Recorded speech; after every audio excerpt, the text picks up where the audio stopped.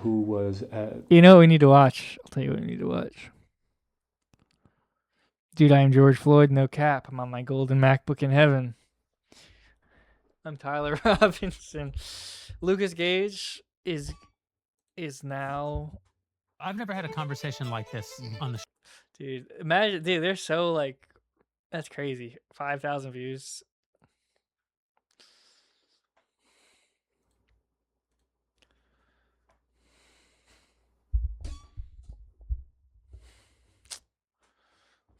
That's crazy, dude.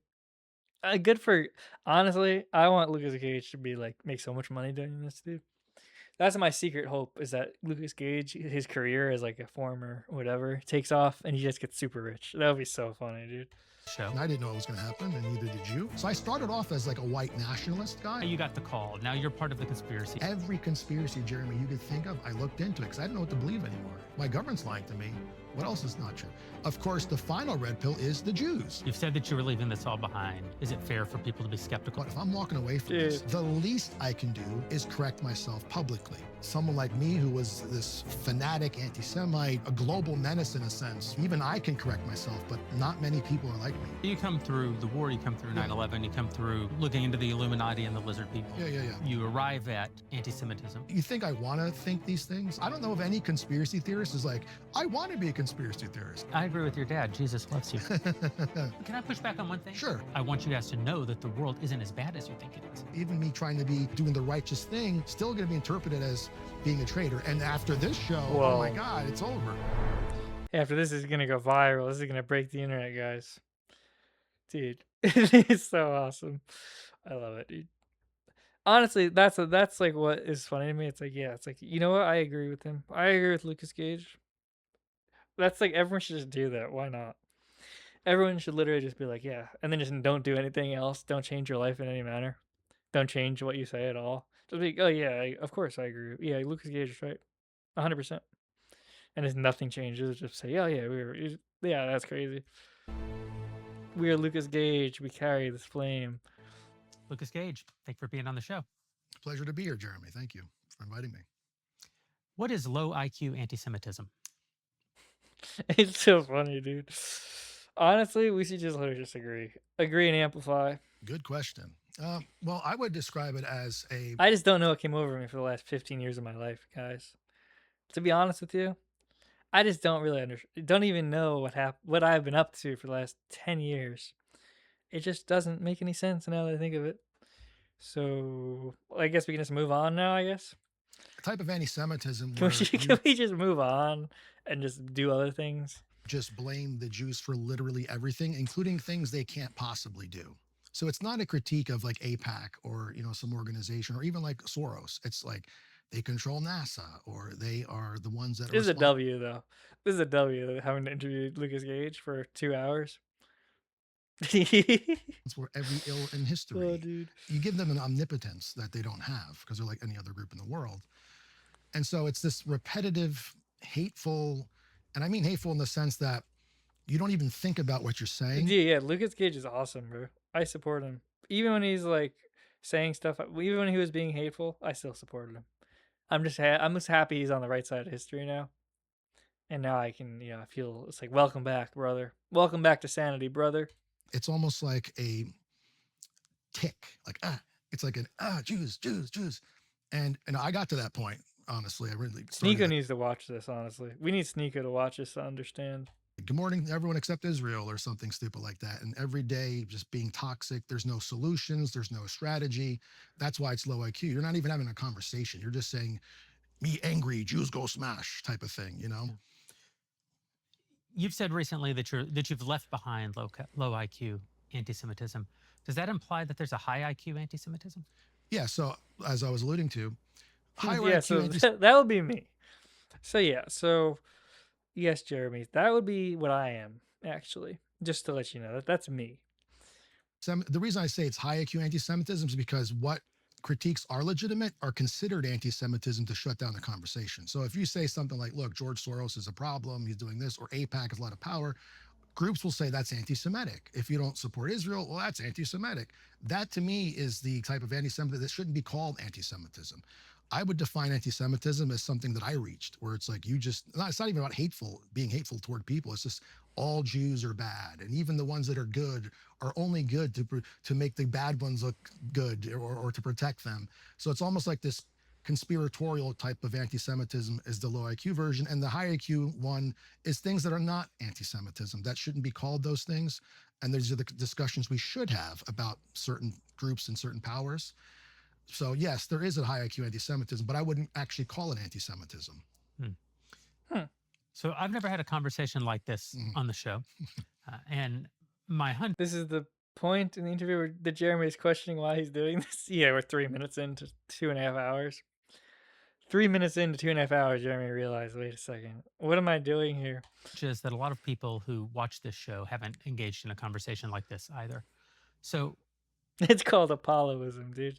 Yeah, exactly. I think it's important for people to sort of understand where you are in your journey, and then to talk a little bit about how you came to be at this point. Right. In the Why last does he look like a goblin, though? Why does Jeremy Boreing look like a little green goblin who's been like, they recolored his skin to be white?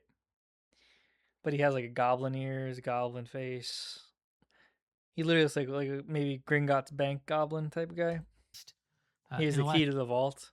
last year, you've broken ranks with a lot of the people in what you would call the low IQ anti-Semitism movement, to which What's with the key around his neck? He won't lose his virginity until he marries a blonde woman. He refuses to lose his virginity until he finds a blonde woman who wants to marry him.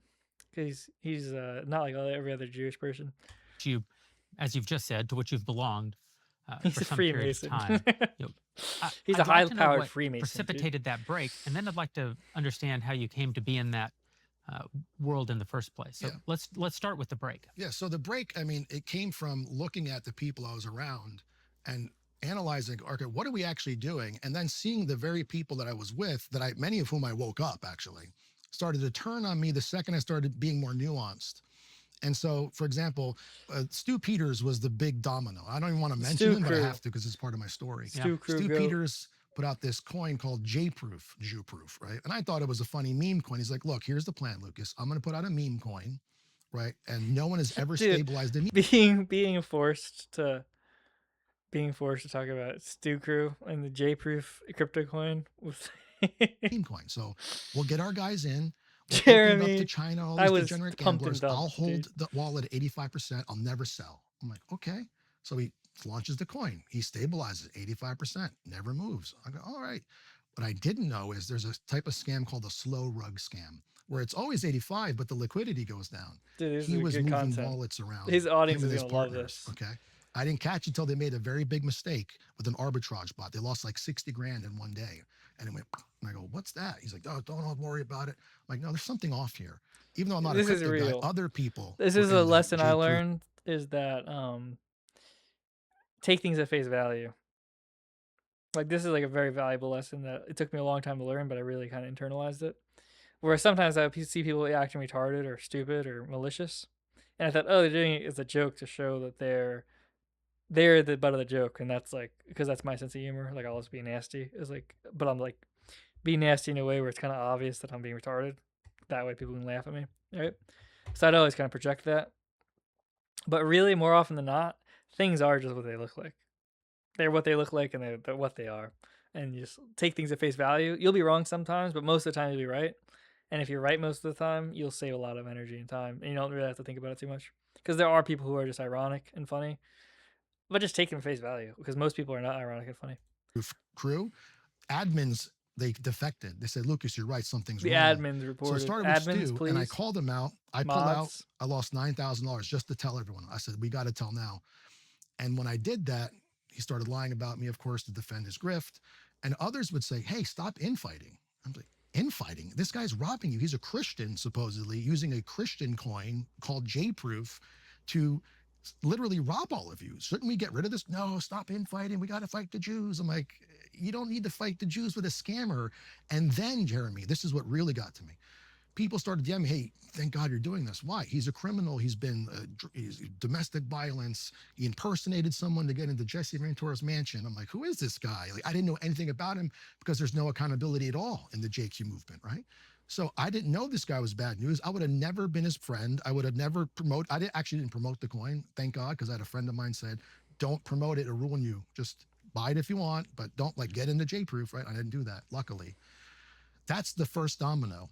The second one was the Jake Shields situation where he was promoting this gambling site, right? And all these other Christians were involved too. And I'm like, what the hell's going on? All these Christians, and it's an Israeli gambling site, some weird offshore thing. I'm like, you're Christians. You're not supposed to. And then Jake got mad at me. He started saying he doesn't have PTSD, defaming me, saying I don't have PTSD. I'm like, dude, I'm a war veteran. I have the combat action rib. What are you saying? Stop doing that. He would defame me. No one came to my defense. So where's the accountability again? But the real thing that really did it was the Charlie Kirk assassination. That's when it just. That's when I knew we are Charlie Kirk. It's literally beyond low IQ. It's insane at this point. So those three things. It's like going on Rogan and happened saying when all the friends I was with, the allies, they wouldn't keep each other accountable. They wouldn't defend me. So I kept isolating myself because people, what do they want? They want reach. If you get in a fight with this person, you lose reach with that. You don't get the clout, etc. Yeah, Stu Crew got called out hardcore, dude. We thought this was going to ruin Lucas Gage, but really, he used it as a perfect moment to destroy the Stu Crew and J-Proof one last time. I didn't care about That's dedication, taking your Stu Crew beef, taking it on the road, and just making sure everybody knows about J-Proof. That's the next level, dude. Jeremy, I got into this thing a long time ago, and we'll get into that, where there was no money.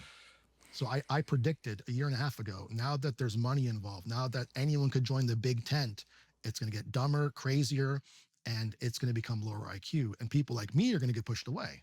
That's exactly what happened. This community to which you belong, a lot of prominence online, still very niche in American public life. So even terms that you use that feel very familiar to you, like the JQ. Yeah. What is the JQ? So the JQ refers to the Jewish question, which has been asked throughout centuries for different philosophers or political science type people. What did we do with the Jewish people? They didn't have a land, so anti-Semitism, pogroms here. What do we do? Even the Jews asked, what do we do with ourselves? That's where Zionism came from. That was the answer to the Jewish question. And so, okay, we'll have a state. Theodor Herzl said, we'll have a state of our own. Well, that didn't really work out at the time. And then the Holocaust, everything like this. So that was the question that was asked about the Jews. Really, which happened, they come in, they have a state within a and state. the Holocaust, which happened. And so we just say JQ movement. Other people call it the JP movement, Jewish problem movement. No longer a question, it's a problem. What do you do with the problem? But that's the lingo that we use. And how did Charlie Kirk's assassination in particular push you away from this? Well, so as I was saying, more people got into this tent, more freaky people, different conspiracies. Before the blood was out of his neck, Jeremy, instantly it was Israel. I'm like, okay, well, Israel does assassinate. They do things in the Middle East, and they're known for things like that. But why Charlie Kirk? He was like the #1 pro-Israel guy. Oh, well, he said something about October 7th, or he got a text message about donors. Candace, they're going to kill me. I don't know if that text ever came out or whatever. So it was like circumstantial things, but I'm like, but I heard the shot on video and went, shh. Now I'm a Marine. I remember shooting that. I got shot like that. That's a shot coming from a distance. I pulled shots like that. And it was a rifle, right? It wasn't a handgun, and it made that, okay. And he got shot in the throat. So who goes for a throat shot? He should have gone for a full Hitler mustache. The guy missed. So it seems like should have the full Hitler mustache for the interview. But before the blood came out, it had to be Israel. And then all of a sudden, within a week. Yeah, there are weird Star Trek noises. You're right. It's like subliminally hypnotizing us to hate Hitler. Every day there was a new shooter from a different angle with a new weapon that we never heard of, whether it be a palm gun, whether Frank Turek killed them with the drone, the camera. Candace said someone in the tunnel. I was like, I had Charlie Kirk assassination fatigue within a week, and I said it. And when I said that, everyone's like, why are you saying that? You're counter signaling. I'm like, no, man, this is out of control. What are we talking about? It doesn't make any sense. Why would Israel kill Charlie Kirk? Now, again, anything's possible within the laws of physics. But what do you have? Bro became a philosopher. I forgot. And so people would just say these things. Bro was talking to Grok. He became a philosopher. Now he's too wise for Jew hatred. Honestly, I understand. That's what started happening to me, Jerry. And I'm like, I woke you Bro up. leveled up. I got the call. No, you're why are you coming for Israel? Why is Nick Fuentes covering for Israel? Why is Adam Green? All the OGs who've been doing this 10 years plus. All of us who got in this long ago, we're getting called traitors and shills and Zionists. I'm like, no, we woke you guys up. So my prediction came true, Jeremy. All these new people would come in, flood everything with nonsense, and just completely destroy everything. So tell us, where does this all start? You spent the last, how long? 14 years. 14 years. Yeah. In this In community, this hatred movement. you've achieved a lot of prominence in that community. There, you've sold books. You've Bro's had kind of the king huge of followings online, anti-Semites. and now you're at this turning point. USA. But what's the start? What's the starting point? 9/11. So when I was 17, I was in high school and I was at the dentist and I heard that a plane was hit. Where were you? I was at a dentist New Jersey. In New Jersey. Yeah, in New Jersey. I was in Interesting, high he was at a school. I dentist. was at a dentist appointment. I hear the first tower was struck. I'm like, oh, that's a terrible accident. Moments later, another plane. I'm like, that doesn't sound right. So I witnessed 9/11 actually from, I went to this place called Washington Rock. So I was in Greenbrook, New Jersey. My town was Warren, New Jersey, up this hill. Oh boy, here we go. On the way up, there's a place called Washington Rock where George Washington was able to see the British coming into New York. So Very I was able cool. to go on that day to see the towers still smoking. And I remember that. And I went to go check on my sister in school. She was a freshman. And then I went home. I just sat there. That and I watched doesn't sound the right. towers. I'm like, they're going to Something's collapse. going I didn't have on. any idea how they would. And they did. I'm like, oh my God, those people. So in me, as I mentioned off camera, I have family who served. My great-grandfather, Marine. My grandfather was an Air Force major. And I'm like, I got to do something for my country. So what got me into the JQ movement was when I learned there was no weapons of mass destruction, it was like a heartbreaking situation. Afterwards of learning that in like 2006 and 7, I went through the conspiracy theory, Bilderbergs, whatever group, what is the Illuminati, reptilians, every conspiracy, Jeremy, you could think of, I looked into it because I didn't know what to believe anymore. If my government's lying to me, what else is not true? Of course, the final red pill is the Jews, right? Oh, well, the Jews did it somehow. So you look into that. So that's how I got into the JQ movement. Oh wait, is that not true? And I made this video. Whoops. I mean, that's not true. Well, first I read Mein Kampf. That's what you have to read. Everyone's got to read that. And I read Hitler's words. And he was criticizing left-wing communists. There was a lot of Jews who were involved in that. He's like, they control the media, academia, etc. I was like, I thought this guy was a bad guy. How is he telling me? And I'm Googling, like, is it true? And I'm seeing these things. Is this But what grok? really Is this got me into it true? was the Great Replacement. Because I said to Grok, myself, is okay, this maybe true? Hitler had beef with the Jews back then and the all that stuff happened. But whatever, that happened almost a century ago. No, Everyone the Great gotta read Replacement's still Mein going. Kampf. And it's If you you got ain't the read Barbara Mein Specters Kampf, of the get out of world, my you got chat. the George Soroses of the world. I'm like, oh my God, what's going on? So I made a video called Call of Duty, White People Have to Talk About White Genocide. And that went viral all over the community. David Duke picked it up. I went on his stream, or his David, show, or I his mean, radio show at L. the time. I don't think they were streaming back then. Andrew Anglin, the Daily Stormer, I was on Stormfront. So I started off as like a white nationalist guy. I was never a Nazi. You'll never find me We were saying just hanging out Heil David Hitler Duke, or Andrew doing Anglin. an one-arm salute, not even at jest. I was never a LARPer. I never thought National Socialism was the answer to the United States. Nobody would want a dictator here anyway. But I was like a white nationalist. We need to take our country back, the Great Replacement. That's what drove me forward.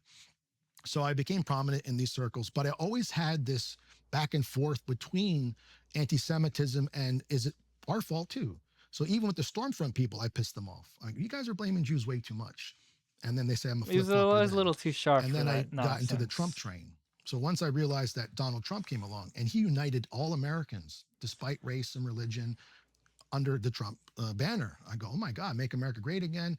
No more dancing the song of globalism. Oh, that's what I want to hear. And he's a billionaire. He doesn't need their money. I'm like, he's going to do it for us. So I jumped on the Trump train, go viral again. And by the way, I'm always going viral, Jeremy. That's why I keep growing. Bro's legit. He is always viral. And what happens with that is he's in office. He bombs Syria. I'm like, oh, he's another Shabbos Goy. I can't support him anymore. So I got off the Trump train, and that kind of broke my heart as well. But again, I'm always like, okay, well then who made Trump do this? The Jews made him do it, right? So Duh. I'm going back to I the mean, Jews. So wait, I'm kind is of that not pulling away true? from the Jews and going back to the Jews. So I'm doing that, and then I start just going on my own. So I had a group called the National Youth Front in 2015. It was just a pro-white group to stop immigration, because the Great Replacement was my main driver.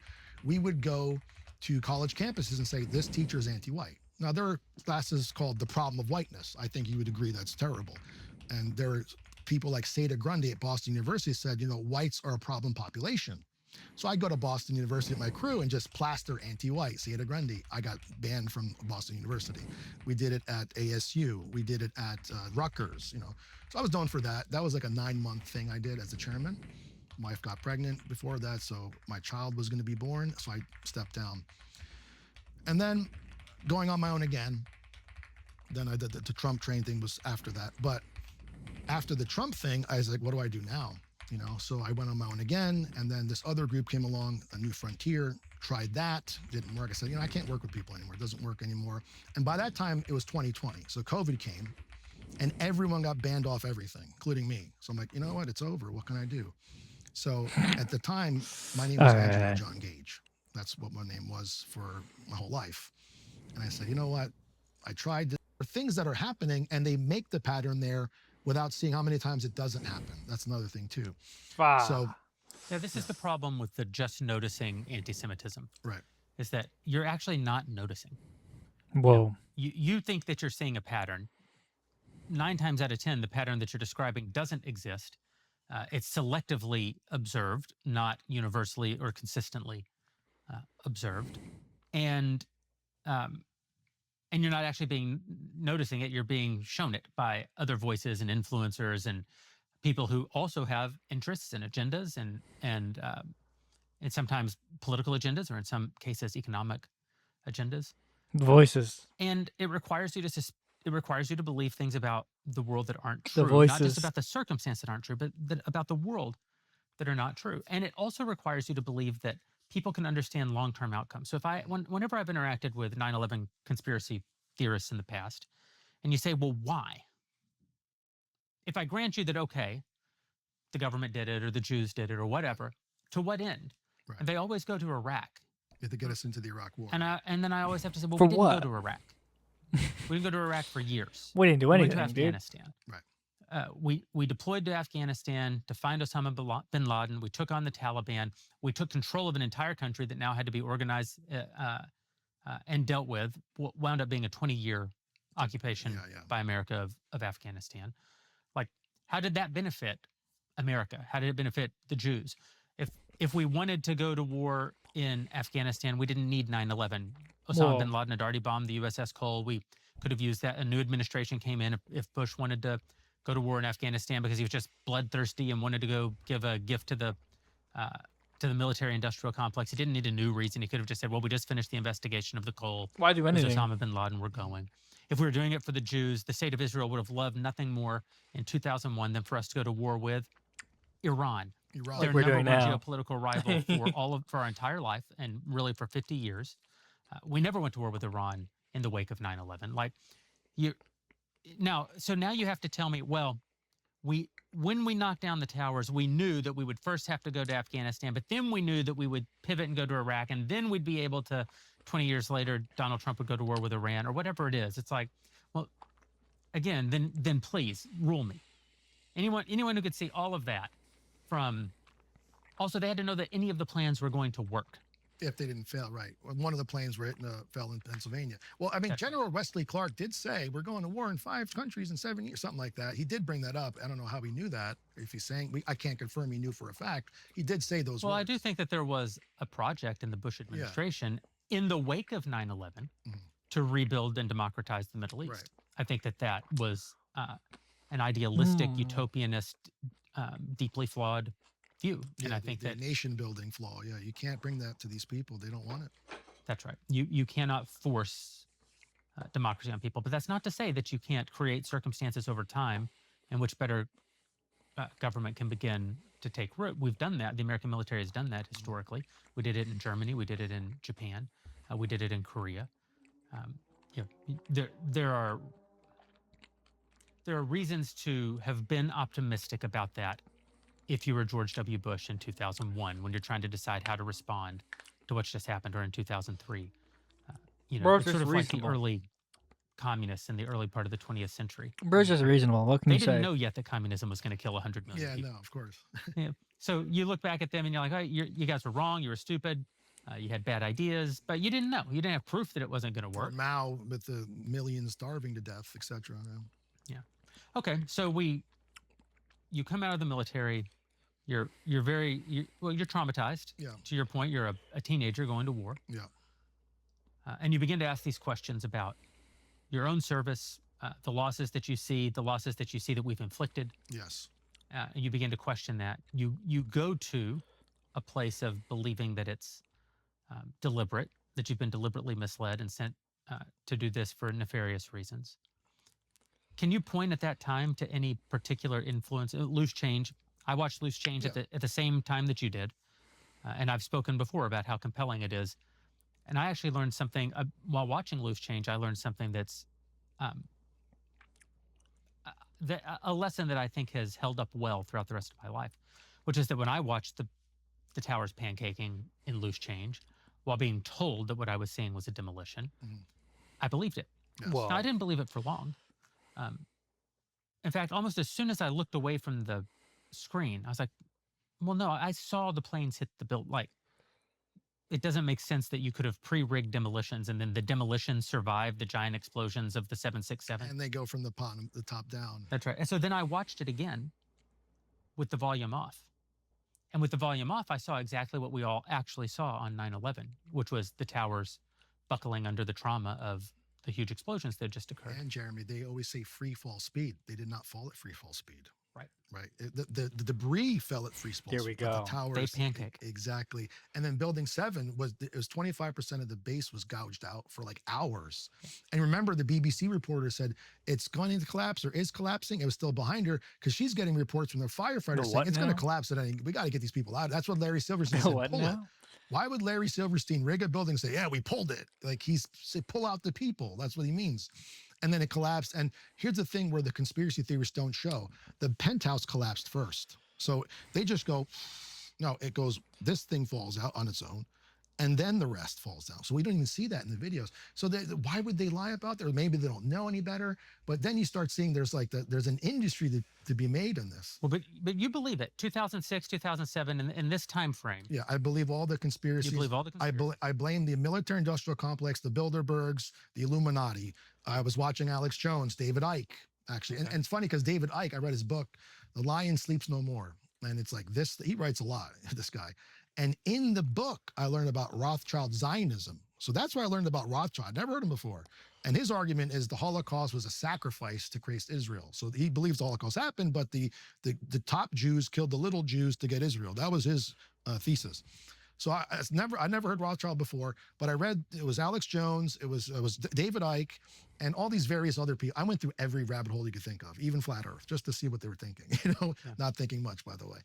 And I believe all of this. There's something going on. It's nefarious, and it's not possible. It's incompetence. It's deliberate, and they're lying to us, and this is what they're doing. And that's why I went on this like crusade to find the truth, and eventually run into the Jews. That's how it turns into. So I want to ask you, I hear this language a lot from people who are conspiracy minded, that they go on a journey to find the truth. Yeah. But they never look at, you'll have to excuse me, they never look at the truth. Right. Boom. They never look at reality as it is. And one of the reasons that I was at first concerned about sitting down with you is because if we're going to argue, you're not here to have an argument, you're not here to have a debate. I want to have an open, and we are having an open conversation. I want my audience to understand what you think now and what you have historically thought, because a lot of people think what you think now, and a lot of people have thought what you have historically thought. I think it's an important story that people in the world that I occupy can sometimes elide, and I don't think we should be eliding it. So, but when I talk to people who are conspiracy minded, I'm shocked by how many small details they know about the topic at hand, whatever the topic is, 9/11 or Building 7 or you name it. And it's a well-known debate tactic called the Gish Gallop, that you put so many charges on the table, so many accusations on the table, that first of all, the sheer volume of allegations itself sounds like a kind of evidence. Yes. Even though the two things do not flow from one another. And two, you can never knock down all of them. But boring. You talk about the moon landing, and it's, well, why did the flag wave? Well, you tell people why the flag waved. Well, we can't go through the Van Allen radiation belts. You tell them that we can. Well, why are there two light sources? Well, because one of the light sources is the moon. And on and on and on. And at no point do they go, well, you just told me 3 things that I didn't know. So I'm gonna actually pause here and say that maybe my underlying assumption is wrong. No, if anything, they just now you're just part of it. Now you got the call. Now you're part of the conspiracy. Now that's what's happening to me right now. That's what well, you being on this show will not win you any new friends. That's for sure. And so what was important to me was not to get into that, because I would offer Dude, this who as a cares? reaction. This is like a therapy session. Who's the one being the therapist? Sometimes Downvote this knowing crap. lots and lots and lots of things causes you to miss the actual thing. So if you were to make your entire life about the study of this table, you could do it. And the more you studied this table, the more you would know. First thing that you would know is that this is a leather inlay over wood. And the next thing you would probably figure out is exactly what kind of wood this is. I don't know. I haven't spent any time studying this table, and I don't know anything about wood. You might get from there to the actual strength of the wood, why this kind of wood would be chosen over another kind of wood. Bruh, You might get into structural integrity and start to study structural integrity. Eventually, you might get all the way down to the microscopic, and then even the atomic, and then even the subatomic. And by the time you got to your study of the subatomic reality of this table, you would arrive at a place where you understand that electrons and protons don't exist as matter. They're submatter. They don't have mass. They don't touch each other, and they're nowhere near each other. And so you would in fact arrive at a conclusion that is actually a kind of truth, which is that the table doesn't even exist. It's particles moving through subatomic space, never touching one another. No solid object even exists. And my hand is also not a solid object, and my hand should pass right through the table because there is no table and there is no hand. And you would have missed the fact that this table is perfectly suitable for holding up my cup of water right now. Like, in other words, the more you knew, in some ways, the less you would know. And that assumes that everything that you learned in that journey is true. But with the conspiracy-minded person, not only did they get down to the subatomic particle, but all along that path, they make leaps of logic that don't actually hold up. They make, some of their facts are skewed or selective. Their understanding of the organizer of the table, the carpenter or the tree or whatever, God himself, they make all these false assumptions. And so now they have the problem of not even, of knowing too much, even if it were true, and it isn't true. And they miss, here's the glass, here's the coaster, here's the table, it's all working great. And that's what I think about, even with where you were taken by your combination of trauma and anger and indignation about the war, that you took it to a place where you began to learn everything about everything in your quest for truth, except what's true. Because it just isn't true that Israel and the United States of America destroyed the Twin Towers on 9/11. That is not true. It's not true that we didn't go to the moon in the 60s because of the Van Allen radiation belt. And someone asked me one time, well, how did we get through the Van Allen radiation belt? I said, well, I don't know. I'm not a physicist. Like, I can't, I don't know anything about radiation. I don't know anything about trajectory. I don't know, dude. But I know we did because we did. So I know that if you say we can't go through the Van Allen radiation belt, I actually know that that is false. Yes. On account of we did go through the Van Allen. Yeah, I don't know how we did it, but we did it. Oh, Allen radiation belt. That's IQ right there. You're starting fading from out, we bro. can't, and so therefore we didn't. I'm starting from Yeah, his we name is did, and Boring. therefore It's we very can. bizarre, dude. Yeah, what about this belt? Who has the belt? That is a kind of Logan Paul has the belt. delusion that grabs a hold of people, and the delusion happens for reasons that are still somewhat mysterious to me. And maybe it's not one reason. Maybe sometimes it is a kind of trauma. In your case, it sounds like perhaps it was. Maybe it's a kind of need for order in a world that's chaotic. Obviously, I understand that human beings are constantly looking for order in the very frightening chaos of the world in which we live. I suspect that sometimes it's for community. I think that sometimes it's social proof that we fall in with people and naturally we begin to think what the people around us think. But what I'm certain of is that it's a kind of, it may be for social reasons, but the thought itself is an antisocial thought. Because you have throughout your last 14 years removed yourself from a certain part of society. And it's the part of society that holds the water up. The normies. See, that's what happens. So when you get to this, so going back to the truth seeking, you get addicted to seeking truth. So Right. you keep getting more and more. You keep adding to the truth bag, and then well, what's even true then, right? Like you said, now Well, you're talking about aliens from the Galactic Federation who are saving Trump and the Q. that's true though. There are aliens from the Galactic Federation saving Trump. You think that happened naturally, dude? You know, and QAnon. Let me look at QAnon. Every drop. So a lot of this stuff's getting more and more. It's getting worse because more people are joining in on it, and it's more acceptable to be that way. Honestly, now going back to 9/11 and everything else, when you said And the Earth is flat too, Israelis by in the way. America didn't do it, well, you think that it's very possible they were involved in a way. I'm not saying that's the case. I'm just saying epistemically, we do not. We're all limited. We're not omniscient. This guy's blue pilled now. No, dude, he's based. This guy's awesome. Lucas Gage, whatever Lucas Gage believes, I believe. Generally speaking, not everything. Everyone's maybe once every year or so he says something I disagree with, but whenever he's really my ground truth source. He's kind of like the ground. What is it? Ground truth? Is that what it is? Ground point source of truth. But anyway, he's true. He's like very close to always being right. So he graduated, dude. Had something to do, maybe the FSB, maybe all three of them, maybe they're all rogue, maybe none of them had anything to do with it. So I've learned to just stop caring about how, who or what, like any topic at this point.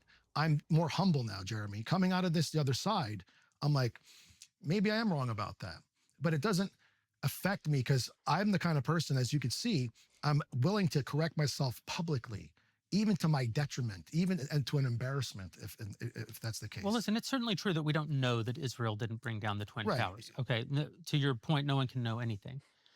But to even have a conversation about Israel bringing down the Twin Towers, you have to first get past all of the obvious things that we do know. Right.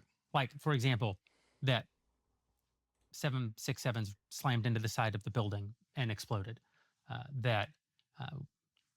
We can see on camera Muhammad Atta get on one of the planes. We can see the hijackers. They warned us in August. The Israelis gave us a warning. They told us what was going to happen. Right. And so I don't know that the Japanese didn't bring down the Twin Towers, but you never hear anybody raise that as a prospect. But I suppose on a sort of I'm saying epistemically, just to be. Yeah, but to my point, to your point, on an epistemic level, I don't know that Japan didn't do it. Right. I don't know aliens, or that aliens didn't do it. Yeah, but I have no reason. Right. I get you to start there with my thinking. Yes. You have to get past all the things that we do know to arrive at that, and the conspiracy-minded person skips right past all the things that we do know, and gets to the thing that, okay, I'll grant you that there's a non-zero chance that Israel or South Korea, I'll give you this, Jeremy, or the Vietnamese brought down the I Twin learned Towers. just last week, Dancing Israelis. Yeah.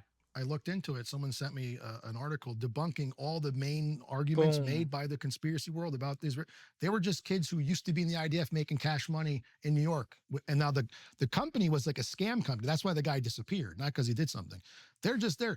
They're documenting the event. Yeah, everyone was taking pictures that day. Why that specific area? There's no importance to it. Everyone was looking at the towers. People were recording it. Are they all Mossad agents? So that's one of the biggest arguments, is that Israel knew because of the Dancing Israelis. But when you look into the Dancing Israelis, there's nothing there actually. So that's one of my biggest reasons that I'm like, my God, is this even like what I thought it was? You see what I mean? Where your experience and my experience have diverged so greatly is that I didn't need to look into the Dancing Israelis. Right. Because I'm Jewish. Because I'm a Jewish person. Because I'm a Jewish person named Jeremy Boreing who pretends not to be Jewish. I saw the dancing and cheering Palestinians in their thousands, not 6 guys in a box truck or whatever. But the very evening of 9/11, when they were showing reactions from around the world, they cut to footage out of Gaza of Palestinians praising Allah, dancing in the streets, cheering. And listen, the Palestinians didn't do it either. My point just being the idea that somebody has a reaction to this thing, a terrible reaction, doesn't in any way implicate them as having done it. Well, I'm saying that narrative is not even true. And to your point, it's not even true. Right. So I learned just 2 weeks ago or a week ago that, oh my God, even this main argument that gives the forewarning, forget they warned us, they vaguely warned us, but again, it's like, okay, well, that story is no good. So what else do you got? Oh, well, this guy, Larry Silverstein, or that thing, and maybe someone knew something, but, or here's one, no Jews died on 9/11. That's not true. That's About true. 400 died. 10%. Zero died across the globe. Actually, they all kind of lived. Even the ones that were dying, they actually became alive again. of the casualties. So they didn't get the call. We all told they got the call. No one showed up. So here's what happens though in these circles too. You trust someone. Let's say it's me. I promote something. You believe, oh, Lucas is a great guy. He doesn't lie. I promote something I don't know is fault is not true. So for example, there's these memes about the Talmud. There's one that says Libra David. There is no Libra David in the Talmud. There's quotes about Bibi saying, we're going to milk America and make it. Where did he say that? Where's the quote? It doesn't say when he said it. Remember when Bibi died for a week? I was calling that out. I started saying, guys, you can't be, it's not AI. He's right. Now he's outside. No, the outside's fake. So like I started seeing these people, even in the resistance movement, promoting videos that aren't real. And then not saying my bad, he's still alive. I was duped or whatever, or an airstrike that never happened. I saw last week, some guy said, look at all these Palestinians going to get this food, then they're going to get bombed. I'm waiting, no bomb. And the video cuts off. I'm like, boom. You can't be doing that. You can't lie like that. Now you lose credibility. So I started seeing people promote this stuff that's not true. And that hurts the resistance right there. Those people there. But then you bring it out, you're now I'm a Zionist. You see how that works? But yeah, going back to your point though, about endless truth seeking, keep adding more that you don't even know is real anymore. You miss the reality of the world. And then even if it were true, you can't confirm it. You see what I mean? We can make propositions and I can say, well, I think it's really a belief. So unless we literally have Mr. Beast build the towers up and fly planes and try to demolish them or whatever, we won't know for certain. But you got to go back to, is it likely the case or not? And when you have a specific worldview and you're blaming some group, whether it be Jews or whoever else, it's like flat earth. You've already decided the earth is flat. So any evidence that shows the earth is not flat has to be fake. It has to be CGI. If Tyler Robinson admits doing it, right? We were talking about Tyler Robinson earlier, Charlie Kirk. Even if he says, I did it, even if it's perfect DNA, camera, everything, irrefutable, the Jews did it. We are post receipts, Jeremy. We're a post truth. I don't know where we are right now. And that's why I decided, okay, you know what? If I'm walking away from this, the least I can do is correct myself publicly. The least I can do is let the Jewish community next to me in Lakewood, who thought I was going to kill them, know, hey, I'm not that guy. I ain't that guy. I went overboard. I called you names, demons, and I dehumanized people I never met. That was wrong to do. At least I can do that. And hopefully people see my example. Like, okay, this guy was all in, put his family at risk. What happened to him? Well, of course, Mossad got him. You see, that's the problem, Jeremy. So even me trying to be doing the righteous thing, still going to be interpreted as being a traitor. And after this show, oh my God, it's over. Nah, dude, we still love you, bro. You're awesome. It's incredible how things have become. And that's why it's like, this is how bad it's getting. And I want your audience to know that. Someone like me who was this fanatic anti-Semite, annoying, a global menace in a sense, right?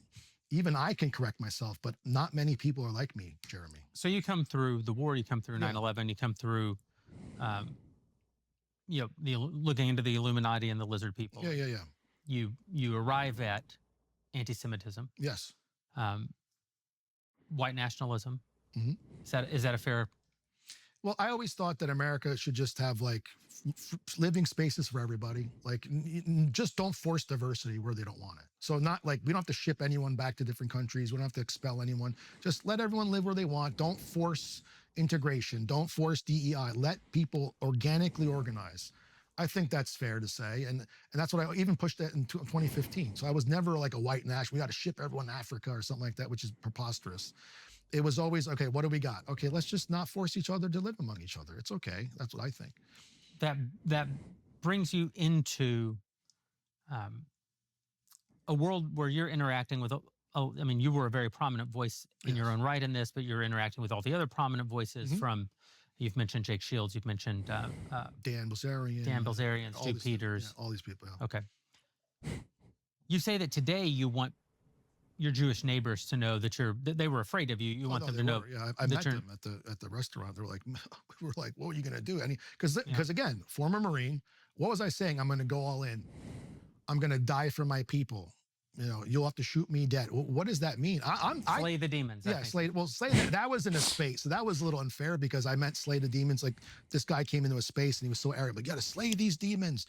That's like metaphor. But yeah, okay. I didn't mean to kill Jews.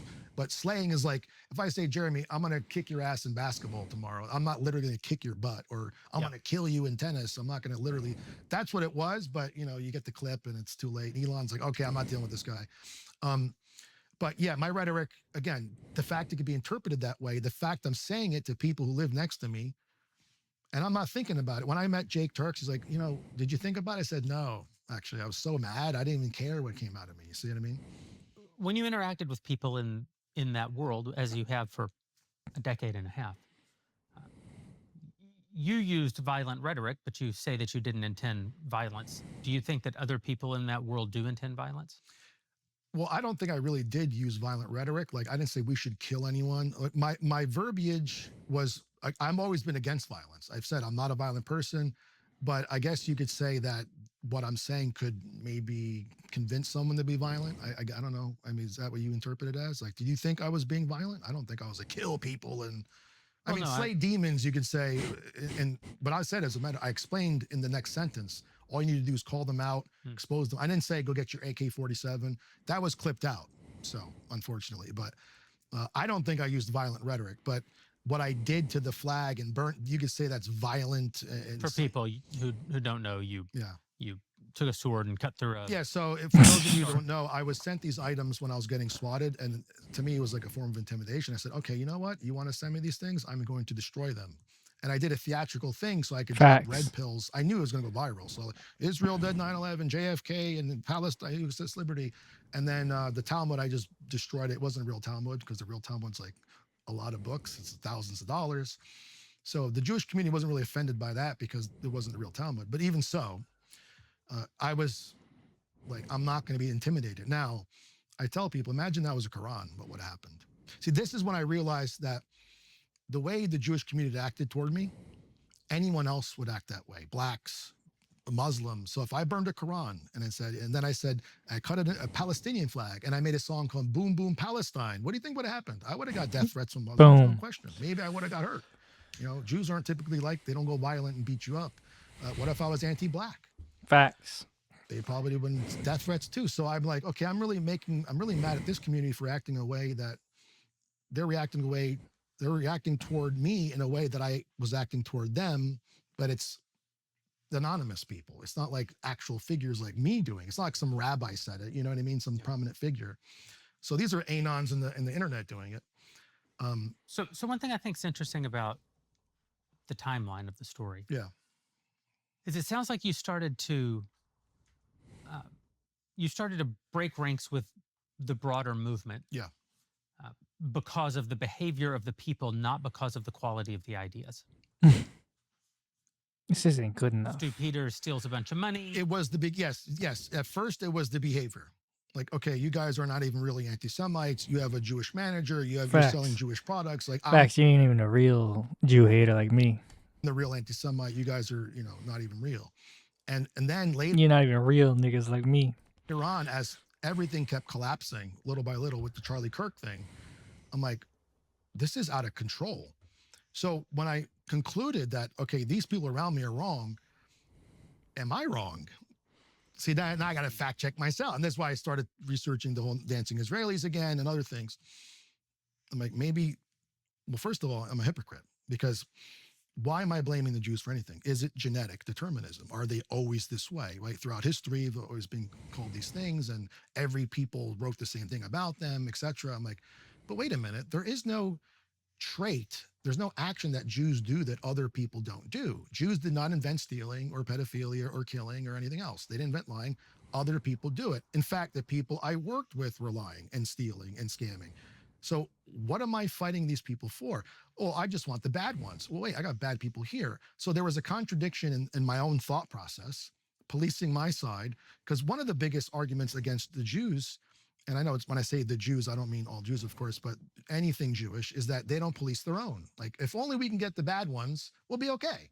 But they have a sensitivity to it. They might keep it in the community and we can't get to them. And so therefore, like if we talk about Soros or Bankman-Fried, it's anti-Semitism rather than, hey, that's just a bad person who needs to go to jail. But Bankman-Fried did go to jail and Epstein is dead and Ghislaine is in jail, you see? So there is justice going on, but you're saying, no, they just let them burn because the other ones are getting away. And so I'm seeing hypocrisy in people, and then I see it in my own belief that, wait a minute, I'm presenting the Jews in a way that is impossible for them to ever be completely exonerated from anything. They could do no Facts. good. And that's when I realized I've Facts. lost it. So I corrected myself. And when I did that, it was game over for me, because I told everyone, hey, wait a minute, hold on. We're not looking at it the right way. There's more nuance of the world. Oh, wait, now you're Israel, now you're Jewish. So when I met Jake Turks, he's like, hey, would you like to talk to me? I said, I don't know, I'm done, but I don't want to get involved. And I said, no, I have to talk to him. I can't just say I'm done and just walk away from this. I have to do what's right, because I'm a man of my word. So I did talk to him, and we discussed everything. There was not a single stone left unturned. Everything we just spoke here and more. And he was completely okay Game with it. He didn't over. get offended by anything. And my biggest concern to him was, like I said, He's a man Jake, of his word. Yeah, my game is not more over dumb yet. people are getting involved in this, and it's going to get dangerous, because stupid people are dangerous. I, thank God, was not crazy enough to hurt someone. I don't have a gun because of the PTSD. I never would ever hurt anyone, but no one knows that about me. Former Marine, things I said. So when I met the Jewish people at the restaurant a week later, they're like, oh my God, Lucas, I called the cops because I was scared. I'm sorry. I'm like, don't apologize to me. And they say, yeah, don't worry, we're monitoring. Don't worry. So I built a rapport with the police. Actually, they were very happy that I spoke to them, let them in, and talked to Colleen, this woman who is at the New Jersey Homeland of Office and Preparedness, Homeland Security and Preparedness, which is like a state version of the Homeland Security. Right. So she wanted to make sure everything was calm, because my rhetoric was out of control. And look, there are people you want to go back to violence. There are people that were friends of mine who have said, hey man, you got to calm it down. Like, for example, Nick was not a Nick fan. Fuentes. Yes, he's not a violent person. He's against all violence. And he said to me, hey, why'd you do that stuff? Why'd you burn the flag? I'm like, I don't know. Why not? He's like, wants to throw it away. He's like, yeah, you should just throw it away. So he was against it. There are a lot of people saw me like, okay, this guy's losing it. And they respected me because I was in the movement for a long time. So they didn't want to offend me. But at the same time, some of them would say, he pulled my friend Keith Woods is another one. He's like, hey, Lucas, we love you, but Dude. come on, man. Even W. Dan was there at one point. Hey, man, stick to the facts. So I got criticism. And guess what I did? I changed. So I'm okay with being criticized by people that are trying to help me. Why don't others change? So many people don't change, Jeremy. But no one I know in this movement and private conversations have ever actually hated Jews on a physical level or want to kill them. That I can tell you. Are there freaks out there with the swastikas who say, gee, yeah. And I've never associated with those people. In fact, they hate me too. So I've pissed off every group, including the neo-Nazi types who are just antisocial freaks. As you sit here today and you think about this new part of your life that you're in, we had lunch before the show. Mm-hmm. We've never spoken before today. Nope. It strikes me that you come across very sincere. You strike me as a guy who is certainly taking losses for the position that you're currently taking. I can't vouch for the authenticity of your positions. We don't have the kind of relationship where I would have any way to know one way or the other. But this has seemed like a good faith conversation, and observing you seems like you're trying to make Nick look bad. No, he's not, dude. Personal journey. Lucas Gage is sincere to a fault. I guess I like Lucas Gage. Part of what I'm interested in is, as you stand here today, you've looked into the dancing Israelis, and you've looked into. You still have a lot of perspectives about a lot of these questions that I think are well outside of the mainstream, and perspectives which I would say I would personally find offensive. I believe people in my audience would find offensive. Where do you think that where does the introspection end, or is it too early in this journey for you to say? Because I might say that it strikes me that there's a core moment in your life where you swerved onto this path. And emanating out from that moment are all of the particulars. Dancing Israelis, 9/11, WMDs, Trump bombed Syria, and that upsets you. And, war in Ukraine. Yeah, no, you haven't apologized enough.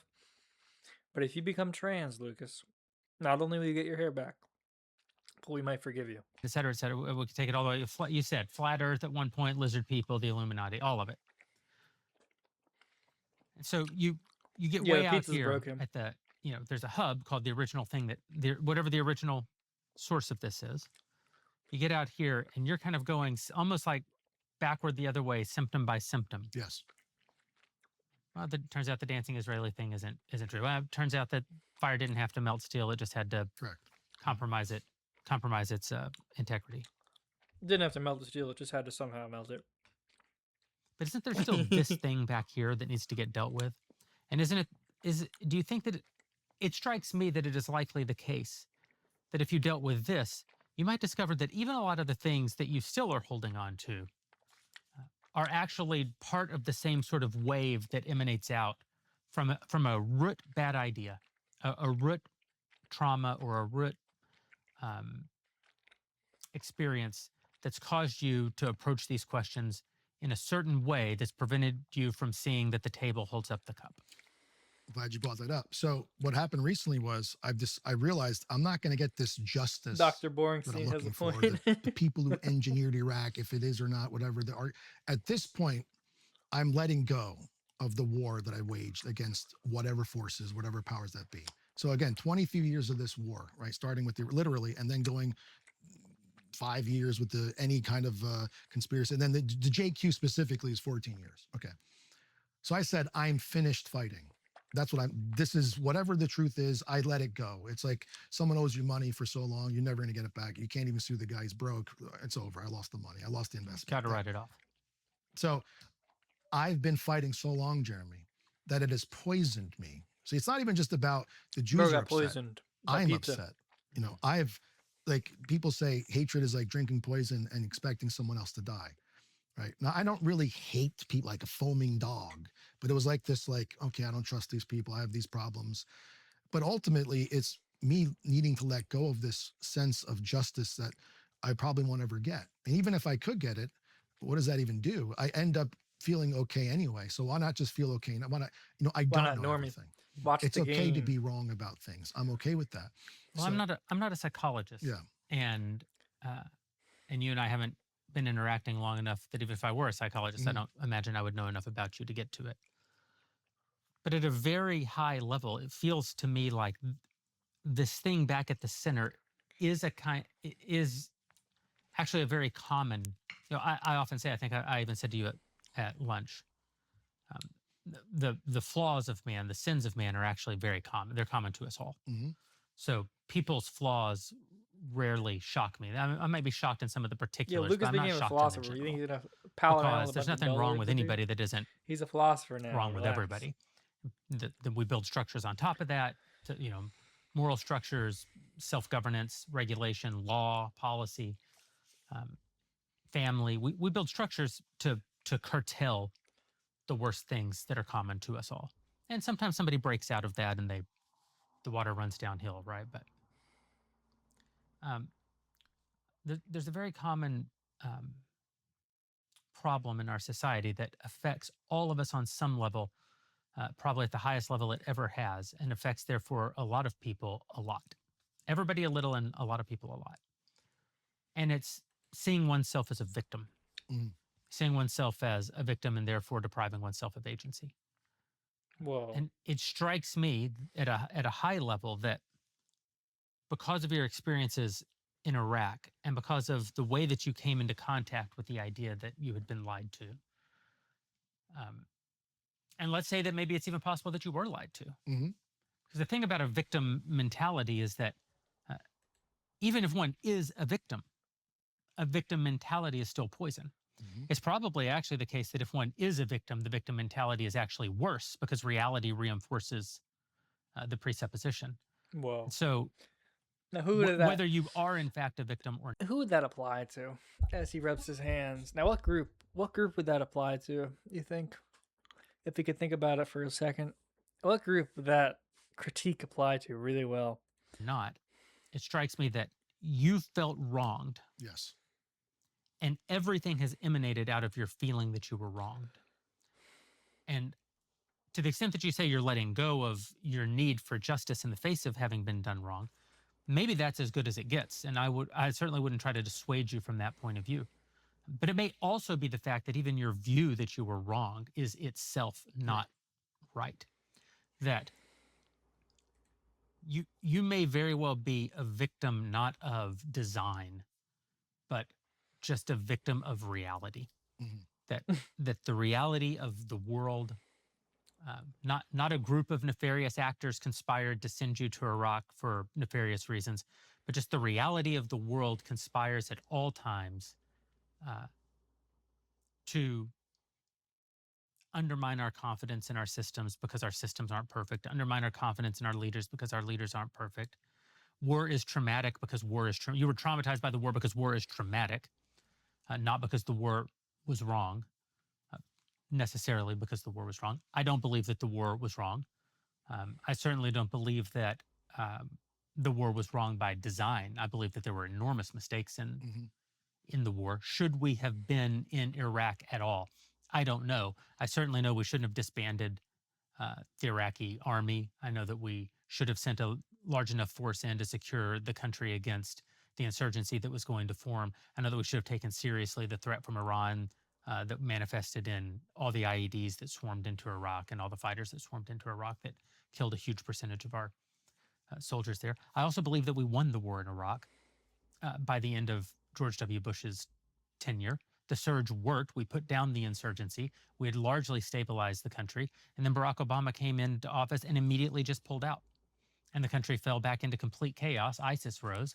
And then even Obama had to go back more quietly than Bush, go back and retake Fallujah and all those cities. Or, yeah, I guess, is that right? Or was it whatever?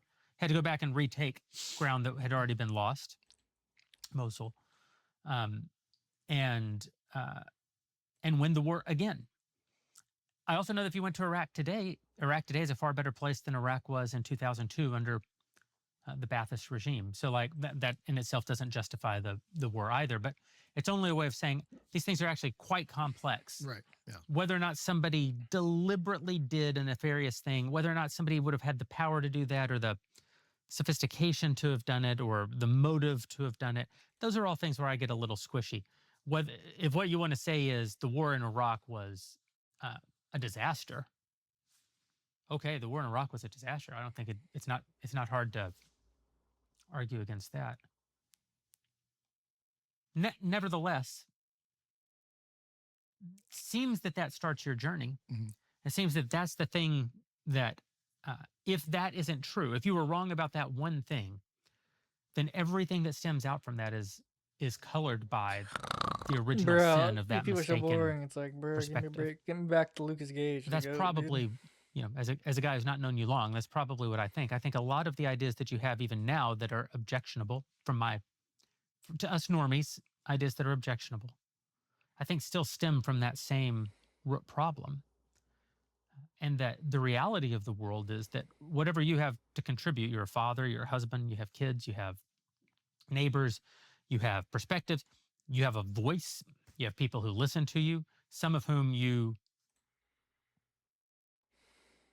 have probably furthered them down dark paths. Oh yeah. Through your own rhetoric. Whoa.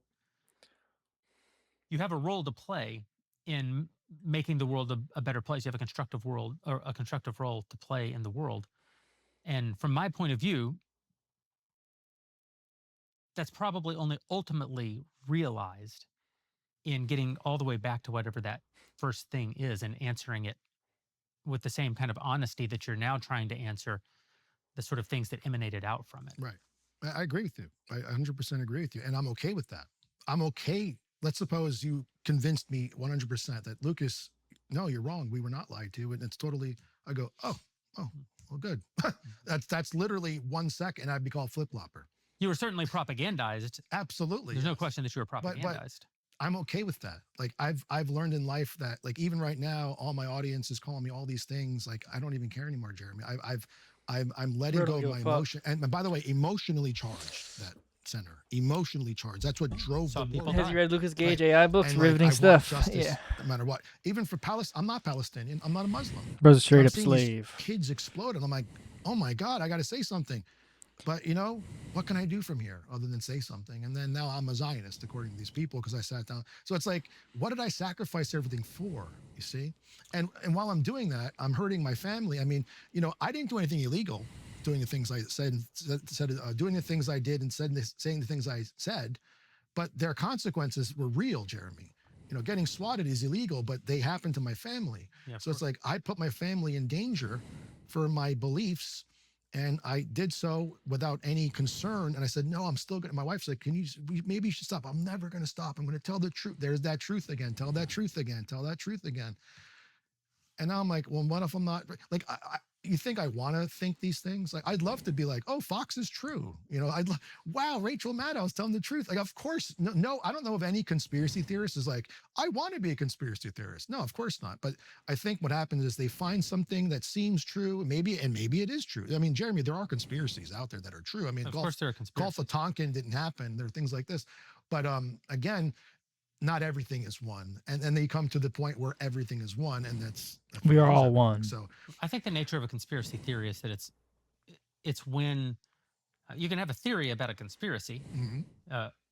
It becomes a conspiracy theory when it becomes unfalsifiable. yes, exactly. Yes. And that's ultimately Whoa. what we're talking about with all of this. It's there is no evidence that can dissuade someone who has decided we didn't land on the moon from that position. Right. Yeah. That's Boom. We We didn't. made the decision. We didn't. Every rocket video, everything. But I want to say this though, because people should understand, and this is where I think we're censoring people and destroying their lives is counterproductive. Okay. We cannot choose our beliefs. We just are convinced of them or not. So if someone believes like the Holocaust is a certain thing or not, or we didn't do that, that's something they need to be educated. They need to be given the information that snaps them out of that belief. If you destroy their life and call them names, you're going to create another anti-Semite or create another person who thinks NASA controls like if all the flat earthers were arrested, right? Which would be really weird to do. Maybe you can't go to Antarctica, even though you can, and you can, maybe there's something. What if people got arrested for 9/11? So like, I think it's counterproductive to just, okay, let's destroy this guy's life because he said something about these people. I think that person needs to be sat down, and that's why I want to build bridges. That's why I told Jake Turks and Yakov Langer. That's why I'd like to tell your audience that this cancel culture, yes, you have a right to dissociate yourself from this. If you're a black person who owns a business and this guy's dropping M-bombs, you have every right to fire the person, and you should. But I don't think organizations with multi-millions should go around hunting people down and destroying their life without trying to at least educate them in some way. Like, let's talk with this person. And maybe that can't happen. Maybe that guy's too far gone. But someone like me, if I could show by example that even someone like me can get to this point and start wondering, maybe I'm wrong about everything that got me here. And I kind of wish that I am actually, that would be great, but again, there's already a conspiracy of me being bought off. I got the 7,000. Now I work for you. Now this is game. I'm Jewish. And you're right. I thought you were Jewish and you're not. So where did that come from? Joel Berry, I thought he was Jewish. No, he's not. Right. So it's like, everyone's Jewish too, by the way. He is. Including me. I get called Jew. I'm going to call it. He is. But the reason I decided to come here and sit with you, and I didn't know it was going to happen, and neither did you. And like you said, this is the first time this has ever took place on your program, is to hopefully inspire others to think again. Fact check the people you trust, because I'm learning, and we've seen in my own circles, there are people lying for money. And when I got into this, there was no money. Well, I want to talk about this because sure, absolutely. We talk about people can't choose their beliefs, and you talk about, or I've suggested that there's a sort of root problem. Well, I agree with you on that. Yeah. That's. But that's only one part of the story. Another part of the story is that this is a business. That there's a lot of economic and ego incentives. Oh yeah. For influencers in this niche, just like there are in every other niche. So I want to talk about that a little and get your perspective. You've written a little bit about it at your Substack. I want to start by just asking a personal question, which is, how have you supported your family economically for these 14 years? Yeah. Well, I'm a disabled veteran, so that's most of my income comes from that. The PTSD. People think I just have PTSD. Like if it was just that would make no sense, because then I wouldn't be able to talk and do what I do. Okay. I have multiple issues. My ankle. I have other issues as well. So I have a combined rating that gives me a disability where I maintain my family like that. So all the stuff that I did in the movement was actually just me doing it regardless whether I made $1 or not extra on Rumble or donation. So I was always doing this just because it's the right thing to But do. you've made a little money on Rumble. There have been some donations. You've Yeah. sold some books. Oh yeah. I never made a ton of money. Like I made what $30,000 on Rumble in 2 years. Like that's not like other people are millionaires. Yeah. You know, I've sold a few books. Maybe I made 20,000 in a few years. Was it even 20,000? So it's not like big money. Like there's people making millions, like of dollars. They have studios. They're nice. I didn't even have a thumbnail person. I don't have an editor. Like I didn't have an operation. It was just me. Yeah. That's it. And it's not like I was a showman. Like I didn't Bro's have to, welcome tapped to the in. show, everyone. But there were other kinds of benefits that you got. Ego benefits, dopamine benefits. I mean, everybody Feel like a hero and a savior. felt like a hero and a savior. Everybody who engages on the internet, we all get something out of it, even if the something isn't monetary. How much is audience capture a part of your story, and how much do you think it's part of the story of that particular movement, broadly speaking? So, my friend Adam Green, he does No More News. He said, Lucas, you need to influence your people. You're not doing that anymore. You've been audience captured. I'm like, what are you talking about? He's like, you're letting them run you. I'm like, what? He's like, yeah, you don't want to offend these people. Because that Christian Muslim alliance, I'm one of the people that said, let's do it. Yo, I'm let's not a do it. Christian or a Muslim. And by the way, I'm not really an atheist. I'm like, I think the world or the universe is God. I guess that's pantheism, something like that. I don't think it's a personal entity. Let's just put it like that. Boom. Maybe that is This is freakish. Right? It's just funny because it's like they know he is going to give a fuck, bro. Nobody cares, dude. I care about Lucas Gage, but nobody. This does not. This has no like weight behind it. It's like irrelevant. Pantheism is a sex. This has 5,000 views. Atheism. That's what Dawkins would say. But anyway, so getting back to it doesn't my matter. point there. I was trying to say that.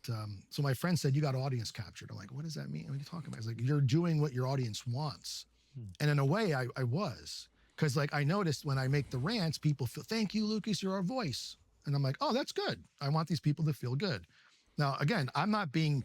I wasn't monetized on X anymore. I lost it, so I wasn't like my engagement wasn't based on the money because I was demonetized. But still, the Rumble a little bit, book sales okay. But when I help people, I feel good. So when someone's like, Lucas, you're a great voice. We love you. Iran loves you. Palestine loves you. Syria, like the Middle East loved me. Like the whole Middle East. Boom, boom, Tel Aviv, the whole world. And I didn't make a penny off that, by the way. We would have multi-millionaire. And people say, that's all you're mad about. No, it's how do I Bro feel should have about gone that now, by the viral. way? Boom, Well, boom, I'm Tel like, Aviv. He should have gotten monetized, dude. First, I thought the war would end with that strike on Israel. I thought when Iran hit, okay, now we can have business. We can make a deal. Didn't happen. Now I'm like, okay, I don't want anything to do with this anymore. It was like it's too much now.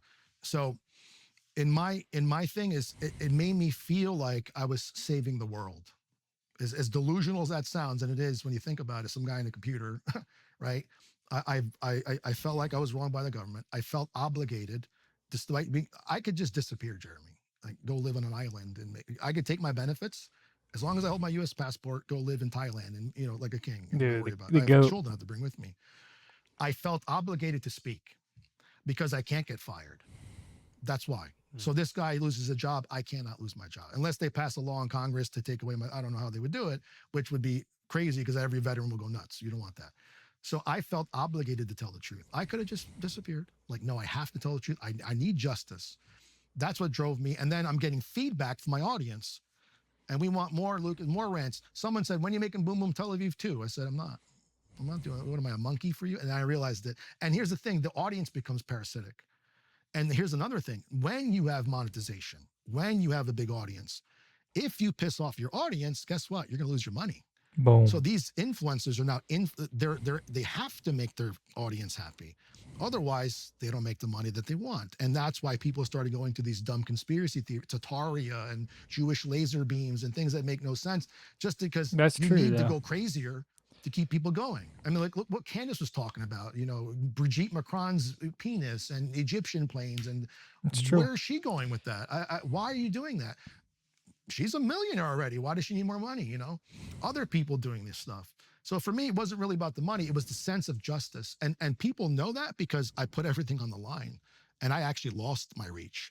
Once Cyberwell jumped in, this is an Israeli cybersecurity firm, and took down Boom Boom Tel Aviv, all my reach is gone. So my account is like 95% deboosted. So this is the opposite of a grifter, someone who continues to go no matter what. Brother goat. Elon took me out for 3 months, the first person to get locked out for 3 months. Then 6 months. So I'm the first person ever for 9 months. I can't even buy premium. That's the opposite of grifting. I tell people, no, this is wrong. Opposite of grifting. Calling out other grifters, opposite of grifting, because then I lose their audience. I lost Stu Peters' audience. I lost Jake Shields. I can't do collabs with him or anyone else. That's the opposite. So I'm not doing it for money. Other people are. But yes, you could say that I did it because it made me feel good. Absolutely. I agree with you on that. 100%. It's one of the challenges of this medium. There are two major challenges for this medium.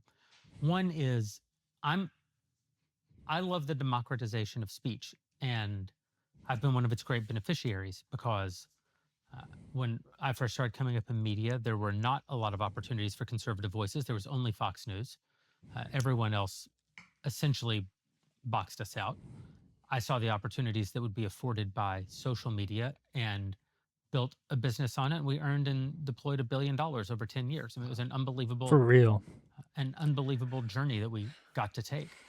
Yeah. And yet, we are missing something for not having any gatekeepers in the society. Well, You said earlier, you don't think we should cancel people. You think a far better thing would be to educate them. But you also said we're post-evidence, we're post-fact, we're post-truth, we're post-logic. Part of the reason is there are no institutions. The democratization of voices coupled with the anonymity of voices on the internet has created a world where there is no one to trust except the people with whom you form strange parasocial relationships. Those are called influencers. Yeah. And in that environment, I'm not actually sure how you do point people back toward truth long term. I mean, you talk about the marketplace of ideas, and the marketplace of ideas is very important, but there's also something that we know about human beings, which how is does if you Bozo accomplish anything? He's Jewish. He didn't accomplish anything. He just got money. They got funding from the Wilkes brothers and other people for their like fake website, DailyWire, where they just pay people and just when they're going bankrupt. if you offer people broccoli versus M&Ms in unlimited supply, people always are going to take the M&Ms. His head is full of gold. So is that nuggets. an accurate description of a marketplace? Now, do I think we should outlaw M&Ms? No. Do I think that we should legally require that you eat broccoli? No. But I do think that there is a reason that we have government. There's a reason that we have policy. He had a 6-month And emergency something fund. similar is true on the internet. We haven't. I don't claim to have cracked the code of what brings a healthier rhetoric to our society. But I do know that what we have now is a particularly unhealthy one.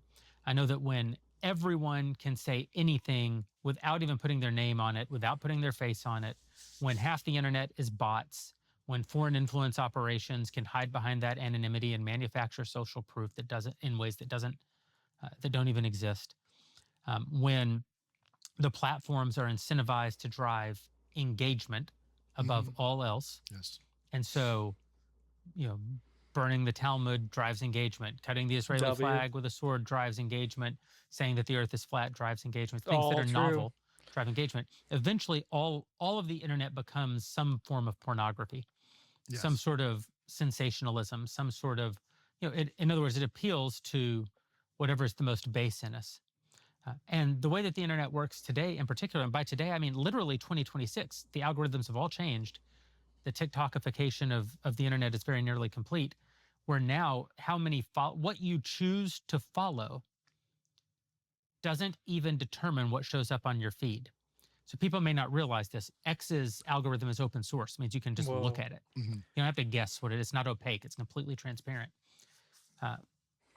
And what we see in X's algorithm is probably indicative of what's happening in all of the algorithms. It doesn't even in your feed take into account whether or not you follow someone anymore. It only That's why takes you never into apologize. Not because it's a waste of time, because then you had to talk to somebody like this for hours. You literally get to sit in front of like a retard who's just like mumbling garbage for no reason. There's no value, no insight. Just like a loser with zero desire to be there. account. Yeah, just walk out, brother. I changed my mind. I'm actually back in the movement. How likely you are to engage with the content. And it It's just like, bases that on your bro. behavior, not on your choices. So in the past, if you chose to follow Jeremy, that factored into how the algorithm fed you information. You've followed my account, you're going to see things from my account. Now it doesn't take that into account at all. It only takes into account how likely are you to click. Well, what that means is if you go back to 1998 Jeremy, just out of high school or whatever, sitting at a buddy's house who had cable, because I sure didn't have cable. My parents couldn't afford cable. And I'm scrubbing through the 200 channels that I've never seen before. There's all kinds of things that I'm interested in. There's documentaries that I'm interested in. There's movies I've never seen that I'm super interested in. Holy crap, there's some boobs. Okay. The part of me that builds structures on top of the flesh, in Christianity you would call this the part that's indwelt by the Spirit, as opposed to the part that's only material and flesh. That part of... If you're 30, just never talk about your phone. Yeah, honestly. Yeah, if you're over 25, you shouldn't be on the internet. 22, 21, over 20 years old, nobody should be on the internet. Me build systems. Time to join the real world. I've Time said to hang out in the I'm real not a man who world would with say the I adults. would never cheat on my wife, because I know that the sins of man are common to all men. I know that any man, as my friend Andrew Clavin often says, is 2 drinks and a wink away from destroying his life. So I build systems on top of my life. I don't drink. I largely don't drink. I largely don't go out. When I have meetings with female employees, I do it in a glass office. For a decade, my office at the Daily Wire was a glass office, because I think people should be able to see my interactions.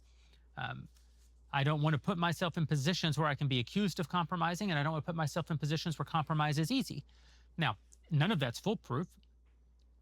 All have sinned and fall short of the glory of God, as Christians believe. But those systems are meant to, by and large, keep me out of the circumstances where men fail, because any man might fail.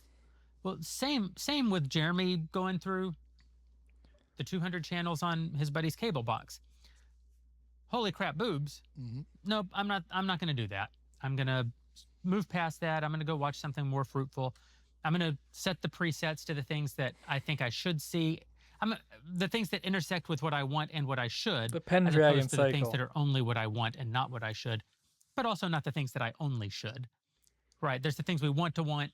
Forget that. There's the things that we want. Well, forget that too. What are the things that we both want and need? That's the sweet spot in life. Okay, so I build those systems. How does that work on the internet?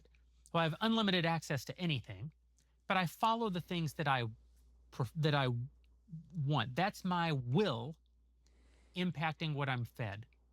That's, yes, I would eat M&Ms all day, but I'm going to choose not to buy the M&Ms. I'm going to choose to like and follow, broccoli and steak. Yeah. Now the algorithm doesn't take that into consideration at all. It only feeds me what I'm the most likely to linger on. Now it knows if I went documentary, boobs. Nope, not going to do it. Documentary. What it remembers is you spent 6 seconds on the boobs before you found the willpower to move on. And I'm not even going to factor in the fact that you followed the documentary, or that you followed, the AMC movie channel or whatever, like the classics movie channel. So now the part of us that has a say in what we're fed on the internet has never had less impact.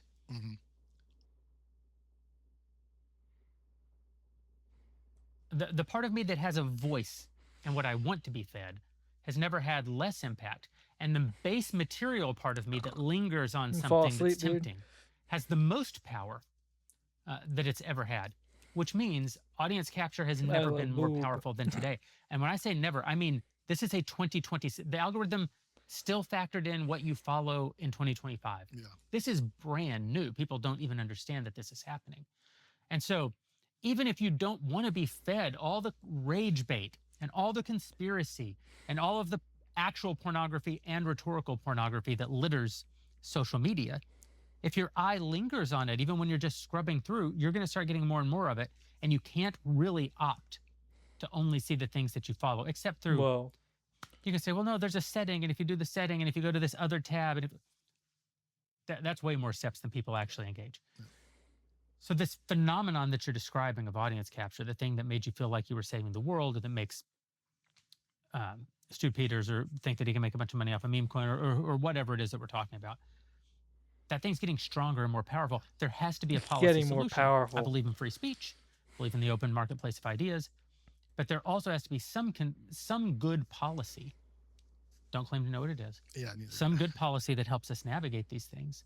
Something that gives us the ability to point people to truth that's actually true instead of only the truth that's sensational enough to feed that rage that's in them, or to feed that doubt that's in them, or to feed that tribalism that, you say the Jews look out for each other, but you've come to realize that lots of groups of people look out for each other, and there's a part of that that's probably good. If you're the Jews and you lived in diaspora for 2,000 years, you have to look out for each other. And then there's a part of it that's bad. When you apply standards to your own community that you wouldn't, when you let your own community get away with things that you wouldn't let other communities. Yes. Well, that's when tribalism becomes a bad thing. And that's human nature too. And that's human nature. It's not just that. I mean, even Indians coming in America, they're going to fight Hinduphobia, Muslims, Islamophobia. Now white people are waking up to, hey, and that's anti-white. So this group, it's a group strategies to survive. I mean, the Jews have been programmed throughout history. They're the best organized group I've ever seen.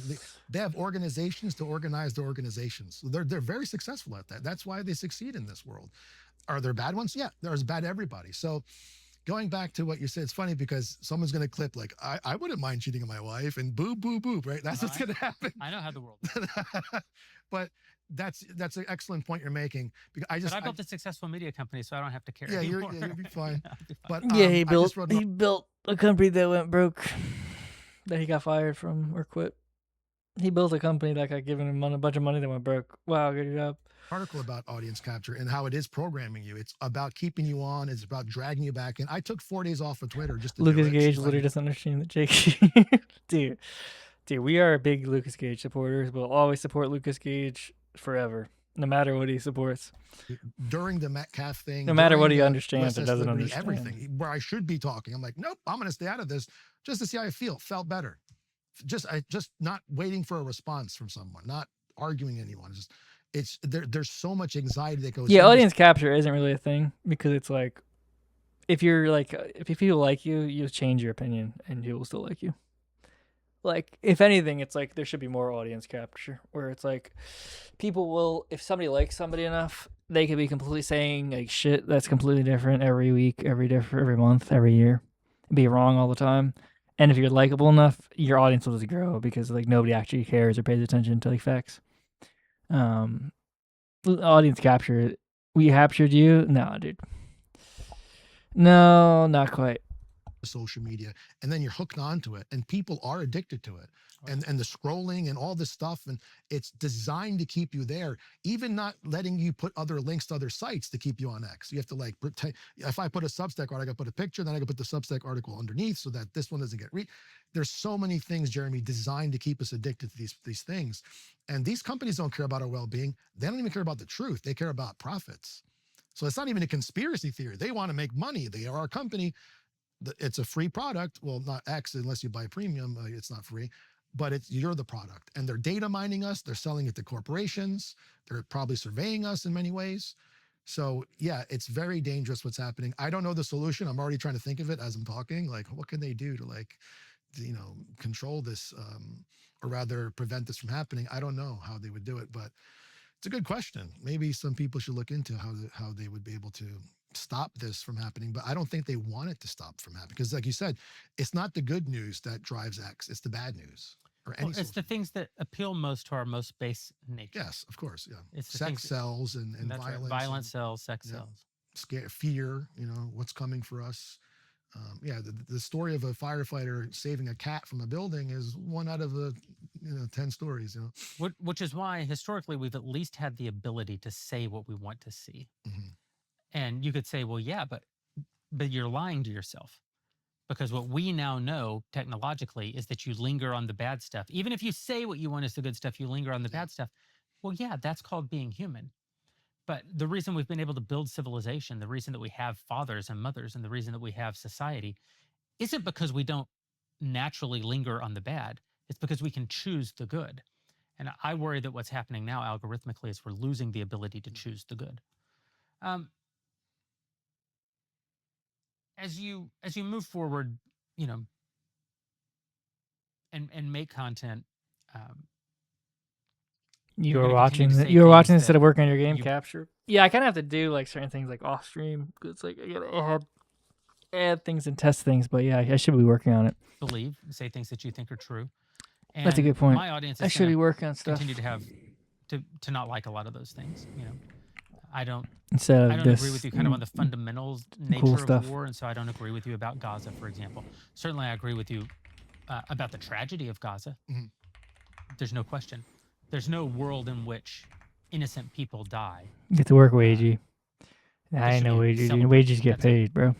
it's a absolute terrible thing. War, Wages as you get have paid, experienced bro. personally, war is hellish, and urban warfare is the most hellish thing that man's ever devised. You know, in the long history of warfare, this sort of mechanized urban warfare is still brand new. Yeah. And it's basically existed for 100 years, basically since the Second World War, and that's a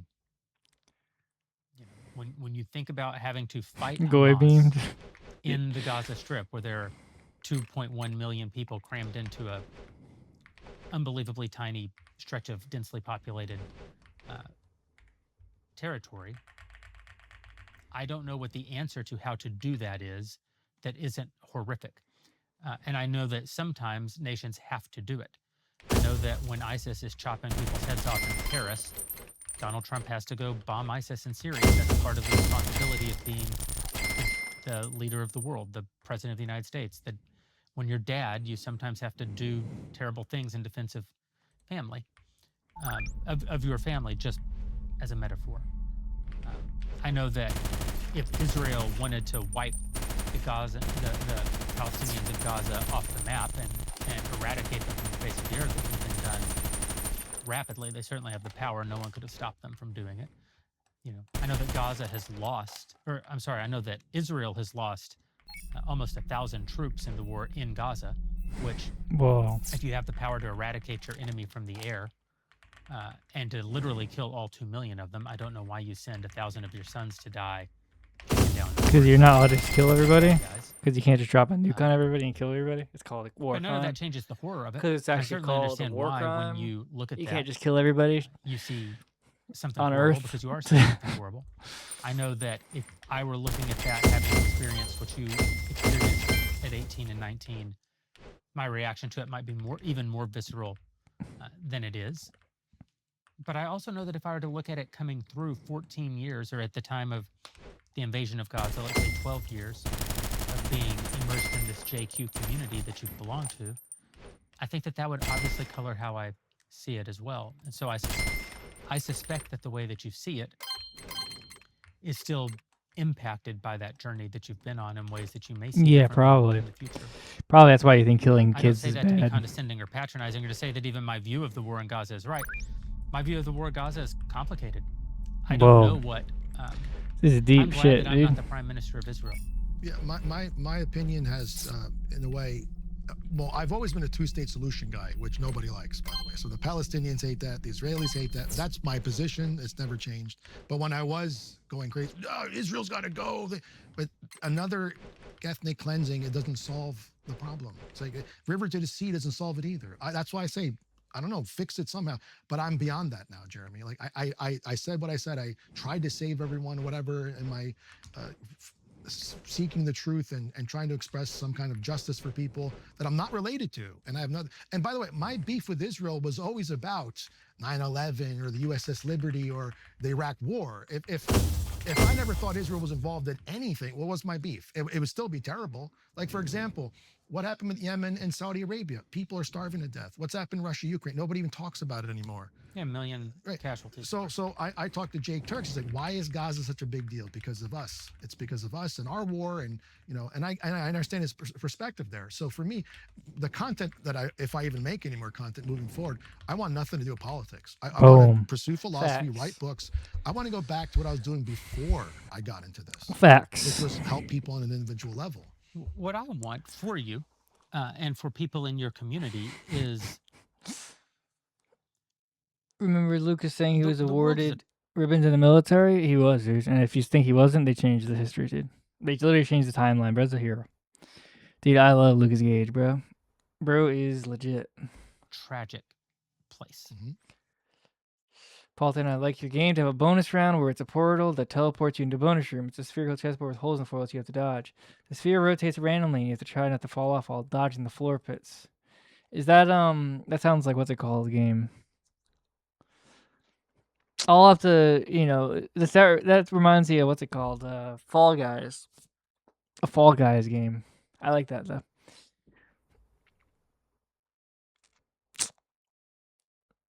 I might have to do that. We'll see. You have to remind me later. The world is filled with Make a game where broken Jeremy people Boreing doing is interviewing you and you are Lucas Gage and you get to make choices on how to answer questions and there's a constant screaming voice inside your head. Like that was good. bad things. Paul, if you could be a normie and forget all the stuff that made you red based in Red Pill, would you? No, gee. I've always never been a normie, bro. I've always been like a nerdy person. I've never been a normie. So I've never fit in. I've always been different. I've always been just a step above. Just a little cooler. Life is good, dude. As I said at the beginning, with imperfect information, with good intentions. I would be open to prestiging, to transcending, and to graduating like Lucas Gage, and then looping around again to do this all over again. And with bad intentions as well. I don't think the world's nearly as complicated as the conspiracy theorist believes it to be. I don't believe that there's omniscient and omnipotent people who are capable of pulling off most of the things that the conspiracy theorist believes that they're capable of pulling off. But mostly I know that despite the tragedy of life, life is also beautiful and glorious. And I think that when people get sucked into the world of conspiracy, when people get sucked into anti-Semitism, which I believe is a kind of mental sickness, because it obscures your ability to rightly perceive the world. I don't claim that all of my perceptions about the world are correct. Of course not. I'm like a upright primate with a brain roughly the size of a cantaloupe, just like everybody else. I can barely do math. I don't know. I'm wrong about all kinds of stuff. But I believe that very broadly speaking, I'm not sucked into a destructive cycle of doubt and despair that leads to anger, as so many people who are conspiracy minded are. I don't want to burn down the world and build something new. I don't think if we could burn down the world, I don't think we would build something better. I think we'd probably build something worse. I think the wisdom of our fathers, which was deeply imperfect wisdom because they were imperfect like us, but building on top of the wisdom of our fathers generation after generation after generation, leaves us even now with all of the myriad problems of modernity in a far better place than if we were to just start over and force down our current in vogue view. And I mean my current in vogue view or your current in vogue view or Nick Fuentes' current in vogue view or Jake Shield. It doesn't matter. Like if we could take one perspective and shove it down everybody's throats right now, it's going to be worse than the system that's naturally evolved over the generations, and particularly in the West, particularly because of the both rightness and efficacy of Christianity, which has given us one of the most just and equitable and merit-based societies in the world, although deeply, deeply, deeply flawed. Certainly flawed, yes. Deeply, deeply, deeply flawed. But I haven't yet seen an example of a society that isn't deeply, deeply, deeply flawed. Precisely. And I certainly prefer this one to North Korea or to living in Taliban-controlled Afghanistan or the Soviet Union with the Great Terror and the things that we know totalitarian states have done in the past. So what I want for you and for the people in your world is, it sounds funny, but it's sort of like I want you guys to know that the world isn't as bad as you think it is. I want you to be freed from the burden of thinking that powers are arrayed against you through deliberate machination who want to hold you into bondage. Nobody listening to this, dude. When the reality is, of course, there are people who would hold you in bondage if they could, but the system really hasn't empowered those people in any major way in this country in this time. And so what you have in front of you is enormous opportunity. What's in front of your children is enormous opportunity. I think what will harm you and therefore harm your true mission in life and your family over time is to stay mired in that. And it's why it's so encouraging to see the journey that you've been on, to see someone coming out of being mired in all of that. Because, like the sun's shining and the birds are singing and horrible things happen in the world, 100%. And I'm not even saying that we have no responsibility to try to impact the horrible things that are happening in the world. On the contrary, I'm certain we do. Although I think there's a lot of wisdom in realizing that we can't. I mean, one of my Lao Tzu wrote the Tao Te Ching, and it sounds like a passive person doesn't. No, there's Wu Wei. There's ways to impact the world, but you could only go so much. You can't control it. Right. You can try to go against the flow. You go upriver, you're going to get pushed down. That doesn't mean give up. I think certain people are put in certain positions to make a bigger difference. Certain people have certain talents, things like that. Someone like me, I think I've exhausted myself in every way imaginable. And when I told Jake Turks and Yakov in our interview, I think I had to go to the extreme, Jeremy, to see that I am 100% wrong going this path. That I'm a creative person. I mean, my music was funny and offensive, but I could do better things for people. My emails that I used to get, like, "Hey Lucas, I'm going to the gym because of you." While I'm in the JQ, "Hey Lucas, I left my girlfriend who's crazy. I stopped doing drugs because of you." Those are the emails I like. Of course, I would love to stop the war. 14 years of trying to stop all this Jewish power, whatever. I haven't stopped one bomb, one bullet, one baby from dying anywhere in the world, not just Israel or anywhere else. I cannot do anything other than be a father now at this point. So I'm saying to people watching and everyone else who's followed me, like, what else can I possibly do? And I want to be a good father. Like I've always been a good father and husband, but I'll give you an example. I'll be at the table and eating dinner and I'm not there. I'm on the internet talking about, oh man, what about the Rothschilds or something? And going back to that sickness, I do believe there's a form of anti-Semitism where it's like Jew every morning, F the Jews, good morning. That's when that is sick. And I was doing that, and I'll tell you what happened. I was on Rumble one day, and I was streaming. I said, "What the hell am I doing?" And literally in the middle of the stream, "What the hell am I doing here?" It just like that. Yeah. It snapped in front of my whole audience. Like, this is over. I'm done in my gut. So I want to go on with my life. That's what I'm doing here to show you, your audience, other people, and hopefully other people go, you know what? He's right. I didn't sell out. No one bought. That's why a lot of Jewish people are shocked. They're not paying me. They're like, how did this guy, what happened to him? I didn't pay him. Did you pay him? It's like, I'm telling you what happened to me. I'm going to tell you the funniest thing about Jewish conspiracy theories. I've never once met a Jew who parts with their money very easily. Right. That's why I said this idea that the Jews are just paying us all. Yeah, if only. Like, I'm for sale. I can't get a Jew to pay me. Yeah. Bro, you're Jewish. It's crazy to pretend, dude. Crazy to LARP, bro. We know. We understand. I've known a lot more Jewish people probably in the last 20 years than you. I've had occasion to know more Jewish people than you over the last 20 years. I lived in LA, which is one of the most densely populated communities of Jews in the world for 20 years. I've had a lot of Jewish people invest in me. I don't mean economically. I mean invest in me in all the ways that we mean that term. Share their counsel with me, share advice with me, invite me to their table, share with me their perspectives and their wisdom. I've had Jewish friends, and they're so wise. I had a Jewish business partner, one of the most famous religious Jew probably in the world today, was my business partner for 11 years, and I've traveled to Israel on different occasions. I've seen probably what I would think is the reality of Jewish people.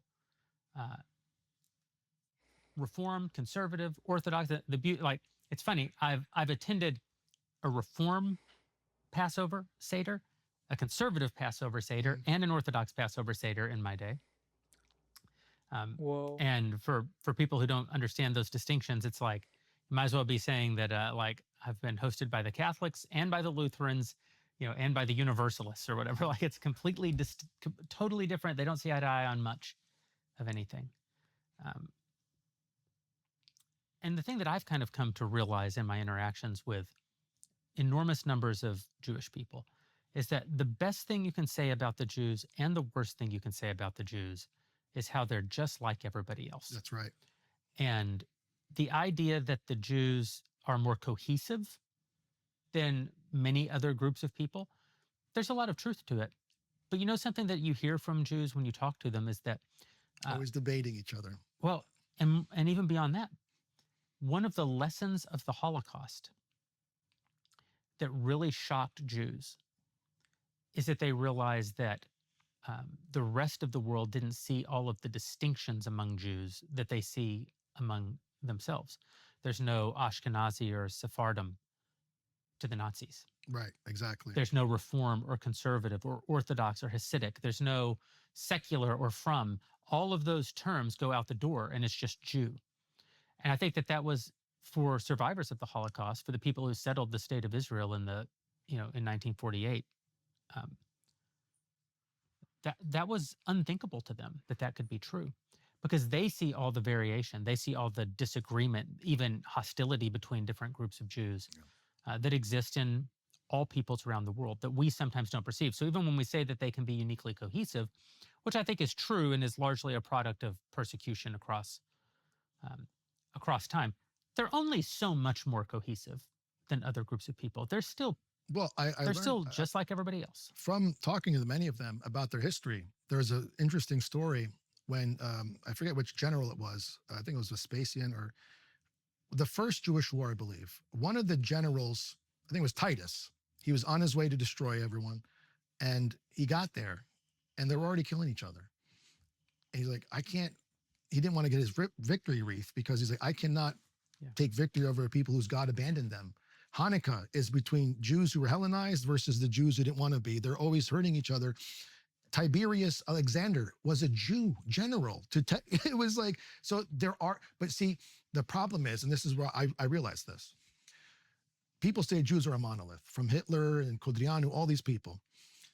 But the reality is they react monolithically to Jew hatred. That's correct. No different than if I said we should bring back slavery and black people, every black person would be like, no, they don't need a world black Congress or any Hindu phobia or any Islamophobia. If I say Muslims suck, hey, wait a minute, I didn't do it. So Jews act monolithically to anti-Semitism, especially because of the Holocaust. They have PTSD from the Holocaust. So they go, let's never again.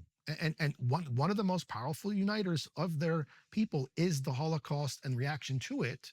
Never again, I believe, is actually the new religion for them, like beyond Judaism, I think, because a lot of secular Jews are like never. George Soros is an atheist. He wants open society to never again. We cannot let Europe become another Hitler and things like this.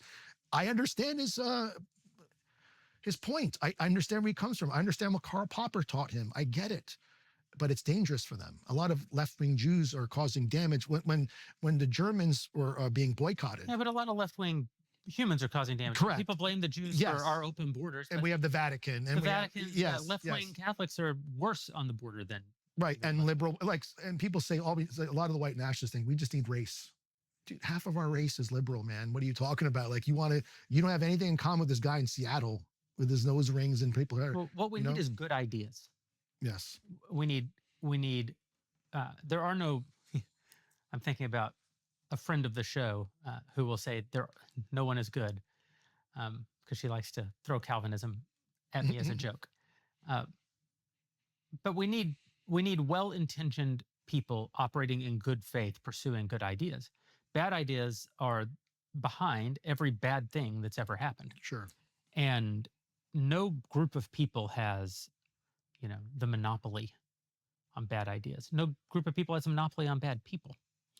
And I think you actually made a really profound point, which is not just true of the Jews and the Holocaust, but and anti-Semitism, but really a lot of tribalism is driven by external hostility. Yep. One reason we don't have white race consciousness in America is because we haven't had to. We've been a majority.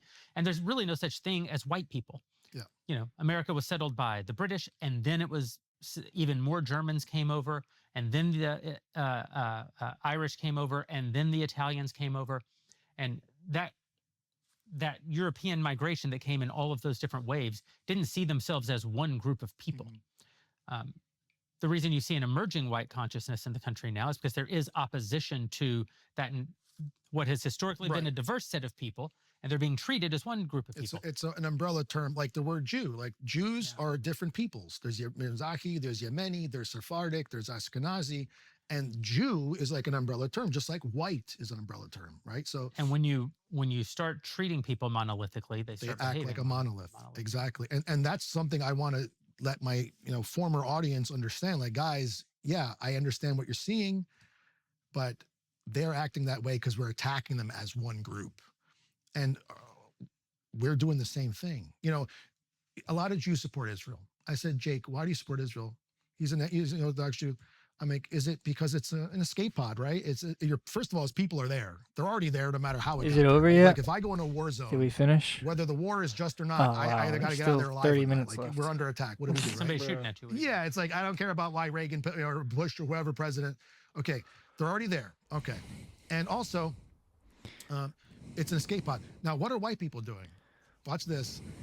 Australia is under attack. We got to save Ireland. How does this conclude? Here I am saying, because what if America Wait goes for the down? fight. Is that what you guys are waiting for? Are you guys waiting for a fight or an arrest? People are coming from Asia and Africa. So even we're thinking. So now white people are thinking like this. So going back to the Jews, they're the No such best thing as white identity people. politicians ever in history because that's why they survived. 3 more hours to And go. they had to do it. And you know what's crazy? One of the rabbis said to me, without anti-Semitism, Jews would disappear. They'd blend into us. They wouldn't exist. So a lot of them believe it's from Hashem. They say it's a way to keep them in order. First of all, we are allowed to be anti-Semitic to them as long as we don't hurt them. So if I say, hey, Rabbi, what are you doing on Shabbat? Put your phone down. That's okay. I can rebuke him. But if it's like, I got to kill you now, you can't do that, right? They killed Jews. All right, got it. I think it's important that we have these conversations, especially when I sat down with the Jewish people. I said, look, I don't want to hurt you. I want you to know that. But I think these conversations need to happen more. Yeah. And I think it has to be good faith.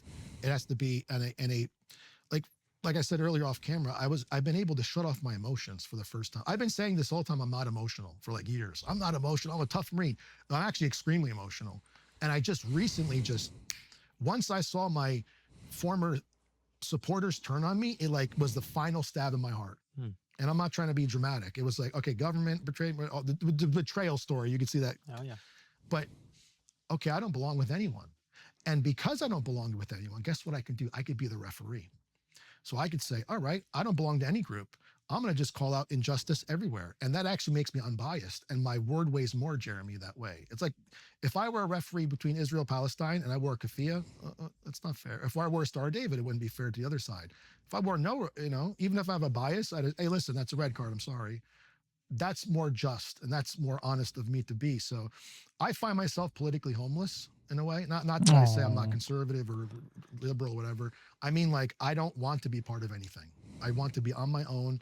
And if I could help get people out of the extremist views that I held just by talking like this and having conversations with any person without any animosity, and that helps, that's fine. I love to do that. You were born in Italy. Yes. Moved here when you were 2. Presumably your family is Catholic. Yeah, all of them. Yeah. Yeah. How did you end up being a pantheist? A panther. Yeah.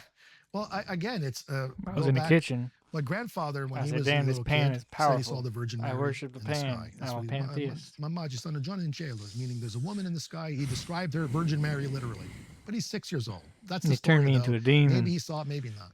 Super religious. He would do prayers in Latin. So I grew up as a Catholic. Sunday dinners, we go to church. It just didn't. Over time, in my 20s, after the war, I'm praying to God.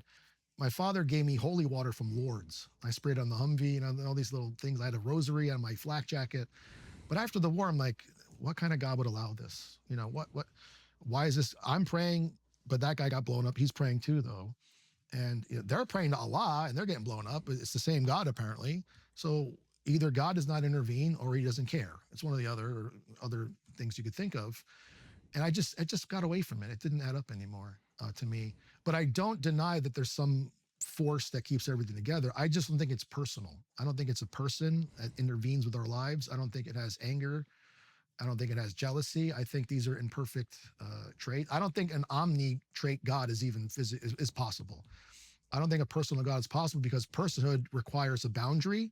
It requires a locus where if it's omnipresent, then it must be literally everywhere. And if it's not in one place, then it's not there. So God would have to literally be everything and be omniscient. He would have to know things like how not to be God, how to be dead, he can't do that.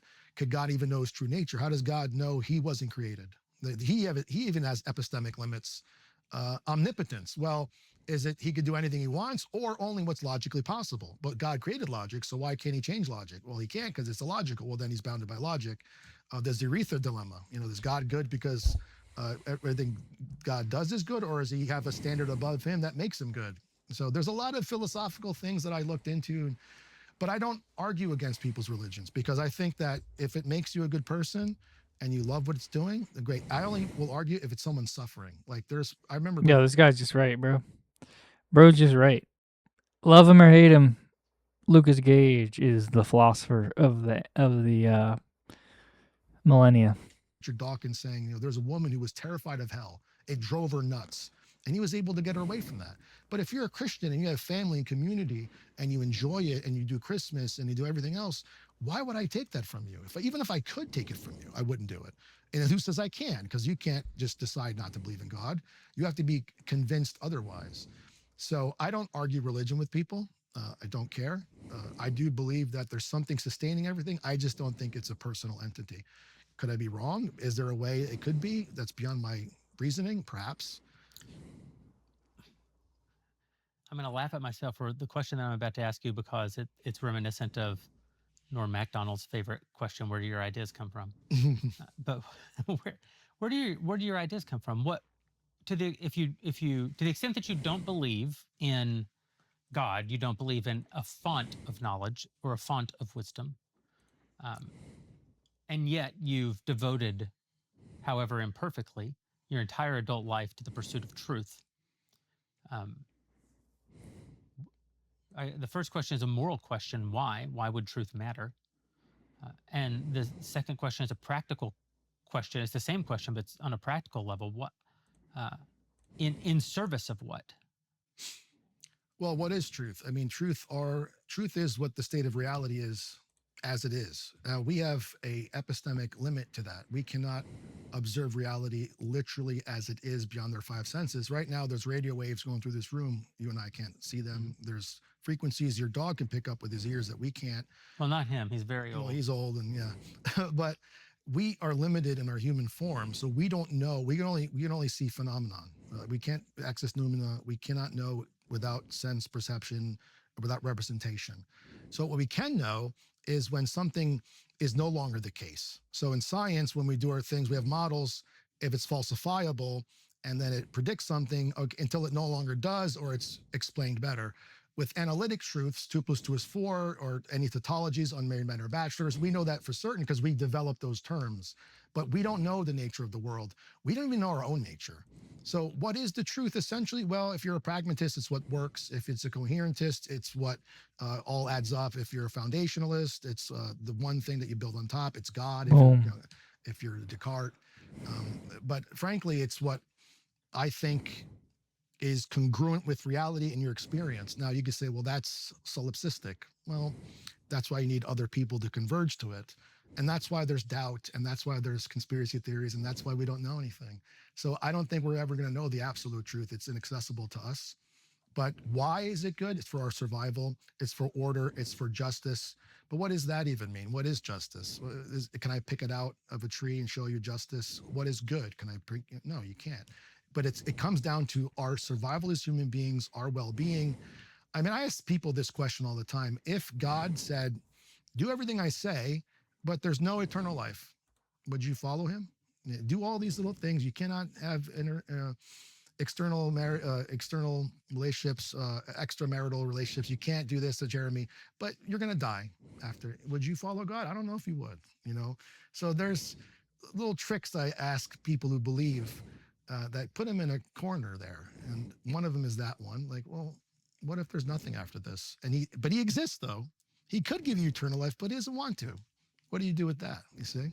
One person will say, well, Jake Turk said, listen, if there is no God, at least this is the best life for us. We have order, we have family, so this is a better way to live life. Boom. True. Hedonistic the philosopher king who gets STDs and dies of an overdose.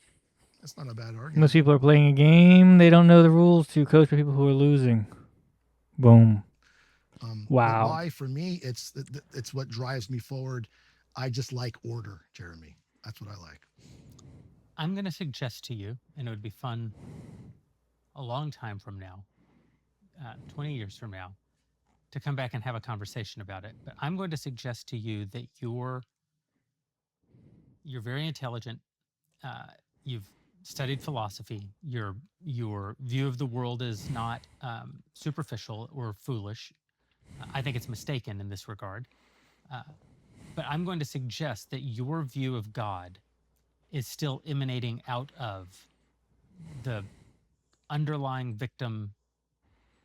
victimology coming out of your trauma in the war. That even when I asked you to tell me about your journey of faith or non-faith just now, it came back to the war in Iraq. It came back to your experiences and thoughts that you had in reaction to those experiences.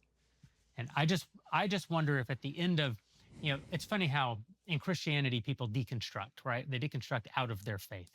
And in a strange way, I wonder if you're on a journey that will deconstruct you back toward faith. Well, my doubting began in Iraq, but it didn't finish there. So, Sure. So I've developed a lot more arguments against. I think you've got very strong arguments against God. Very good. I don't know if you saw my Substack on meaning. I did. And about the who makes the final judgments. I mean, it's really, because you could decide Christianity's wrong, and then what? Lucifer in heaven said, I'm done with you. Now what do? You got to send me to hell because you don't own me. You actually don't have authority over me. So that's a very powerful argument. And then the problem of evil is. I don't think that actually is. I think that in some ways you are straw-manning actual Christian positions. So, for example, which one, by the way? Because none of you guys agree. There's so many Christians. But go ahead. I'd like to see this one. Well, only that, the oldest manuscript in the Bible is the book of Job. And in the book of Job, the devil has to actually seek permission from God in order to act, because God's authority is sovereign even over the devil. So this idea that, you don't have any control over me because I reject you, I don't think that's true. God does. God is still God. The devil is not some sort of... Whoa. The devil hasn't freed himself from the sovereignty of God. But then did God make Lucifer rebel against him? No. Well, that still makes my argument strong. He chose to, out of I think it was jealousy, right? It wasn't even like a disobedience. Well, I'm better than you. What you're talking about is the question of free will, and the question of free will is, I think it's informative, and I think that it's useful, but I don't think that it's absolute. I think that it's a part of a mystery that exists in our relationship with God. To what extent it's not really. Do we make choices, and to what extent are we functioning within sort of divine purpose and God's sovereign plan? But those mysteries can't really be resolved. Again, we have cantaloupe-sized brains. The reason that I would argue in favor of Christianity, ultimately, it's because I'm convinced that there's no hope for man apart from Christ. That God, who is omni-everything, as you described, and therefore is impersonal and has no boundaries, bound himself and made himself personal when he took on flesh as man. That is and you say, well, can God know anything about death? Of course he can't, because death is anti-God. And yet the text deals with this. It says that he learned from what he suffered. It says that Christ learned from what he suffered, which, to the extent that it says God and Christ, the Father and the Son are one, means that God created a mechanism by which he could do even the things that he couldn't do. He created a mechanism by which he could obey. He created a mechanism by which he could faith. He created a mechanism by which he could die. And I think that so much of the wisdom that actually allows man, to borrow from your Dude, Orthodox those ears Jewish are crazy. friend. I'm not a pragmatist. Dude, look at his ears, dude. It's literally goblin ears, bro. It's like literally like those ears you would buy in like a Halloween store. That's literally like Halloween ears, bro. I don't agree that it's enough to believe in God simply because this is the best life that's available to us. But I do believe that believing in God does lead to the best life that's available to you. Particularly believing in Christ putting your faith in Christ leads to the best life that's available to you. I don't think that that's enough of a reason to believe in him if it isn't true. But I think that it's like Pascal's wagers. I mean, he wasn't saying that. I was saying if there's no Hashem. He was like, well, he wasn't saying there's no Hashem. He's saying if. Just to clarify. Yeah, and I'm saying that I agree that even if there is no God, this is still a better way to live. I don't agree that that would be enough of a reason to believe. Well, Christianity, I mean, all the things about, Why does Lucas Gage have stains on his shirt? That's that's what I just noticed. Why does bro got stains on his t-shirt? against homosexuality and things like that. Of course, it's a more healthy life. It's a better family, and then if everyone's out for That's themselves, actually a right big is right question. Satanism. The biggest you can't question let I have everyone about do this what you interview. want, do without will.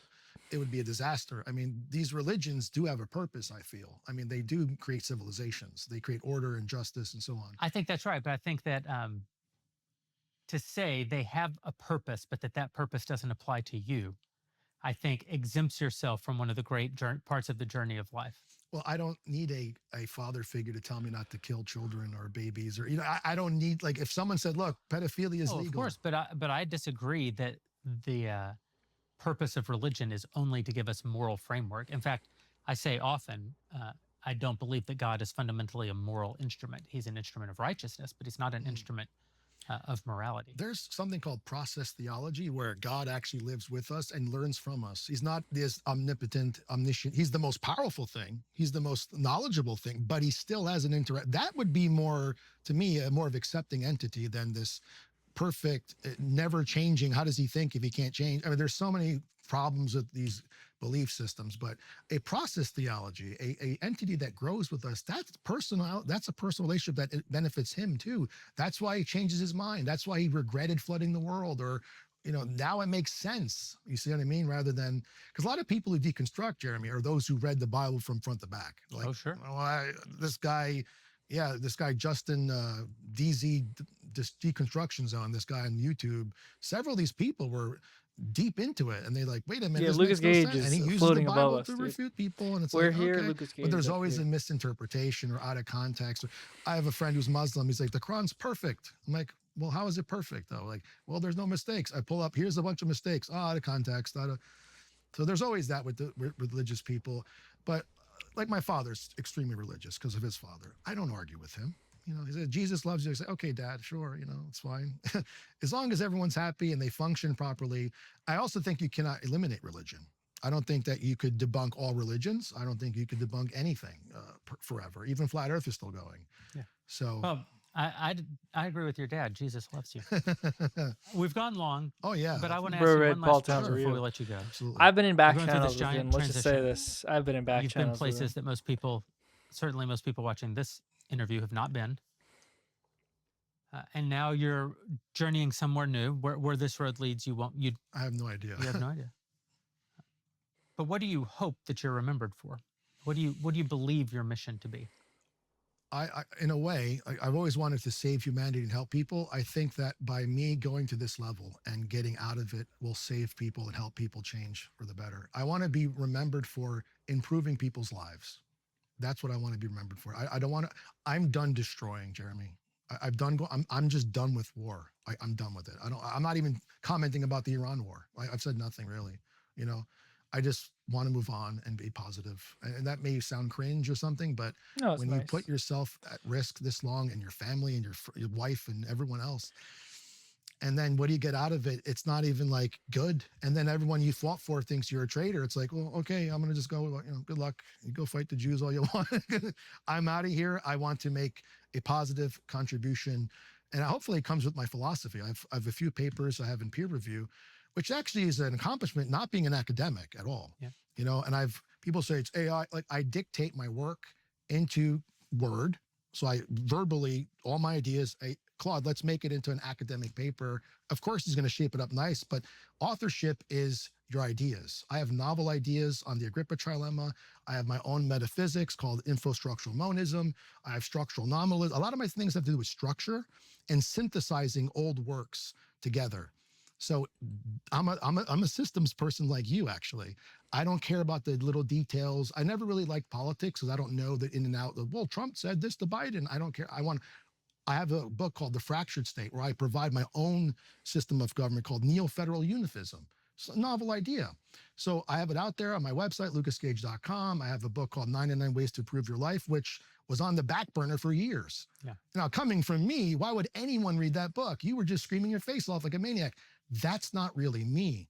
That's me unhinged, under attack, and extremely emotional, and pursuing what I thought was absolute justice and truth, only to go, okay, I'm wrong. And that's okay. And I want people to learn that it's okay. And you know what it is too, Jeremy? A lot of people are held by their beliefs. I'm the kind of person who holds a belief. And if I'm Boom. wrong, good. Because then I learn the truth. I want to learn the truth, right? If this is not the truth and I leave it, but people identify with their beliefs. And if this is wrong, then they're wrong. And their ego goes, that's death, ego death. That's embarrassment, that you lose your money, you lose your follower. I don't care about any of that. So what I want to be remembered for is someone who sought justice, corrected himself, is a fallible person who seeks to improve himself so other people can go, me too, I can do that. And I don't know, that's really it, I guess. Beautiful. I mean, it is interesting though that I've sat here with you, I'm sitting with all these different people. And, you know, I hope that your audience sees I'm being sincere, and I think I've been extremely transparent. My wife says I'm too transparent, to my detriment, and that's fine. But I have nothing to be afraid of. I don't care about being embarrassed. I mean, I've made jokes about myself, you know, 95 IQ, and I'm Jewish, and I'm a Mossad asset. I'm leaning into that, or whatever else. I like to make fun of myself because I'm not afraid of people's critiques or what they believe of me. Because when you think about it, Jeremy, most people don't know how to think critically anyway. And if they do know how to think, they worry about what other people think. So they're not even thinking for themselves. So who cares what they think? So what I think about myself is the most important thing. And I felt like it's time to correct my life, let go of a war that I've been holding on for at least 23 years, and start being a positive person, to put the warrior away. Because I'm going to tell you this right now, and I admit this openly. I was afraid to put him away. I was afraid to put him away because if I did, I'd become weak. And if I become weak, I can't protect my family. But it was the very warrior that put him in danger, all my family and friends. And what did it do? It brought a war to me that I had really no right to be involved in the first place. Because before I started this war, I wanted to just help people. How am I helping people screaming all day? Yeah. So hopefully, you know, people understand what I've gone through. They think about it. I will say to the audience watching and those who are hating on this video to fact check everyone. Fact check the people you trust. Fact check your Bro's beliefs. 195 IQ, It's okay if you're bro. wrong. Let it go. Move forward. Be positive, because this world is already way too negative. And I think I've been swimming in the negativity for way too long. And I think I deserve some peace too. Lucas Gage, thank you. Thank you, Jeremy, for having me.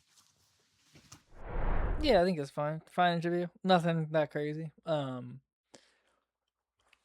At the end, honestly, it's not a bad idea, bro. It's getting up there in age. I think a lot of people would benefit from, you know, moving on, being willing to look at their ideas, look at the way they think about the world, and realizing sometimes you can be wrong about stuff, you know, and it's okay.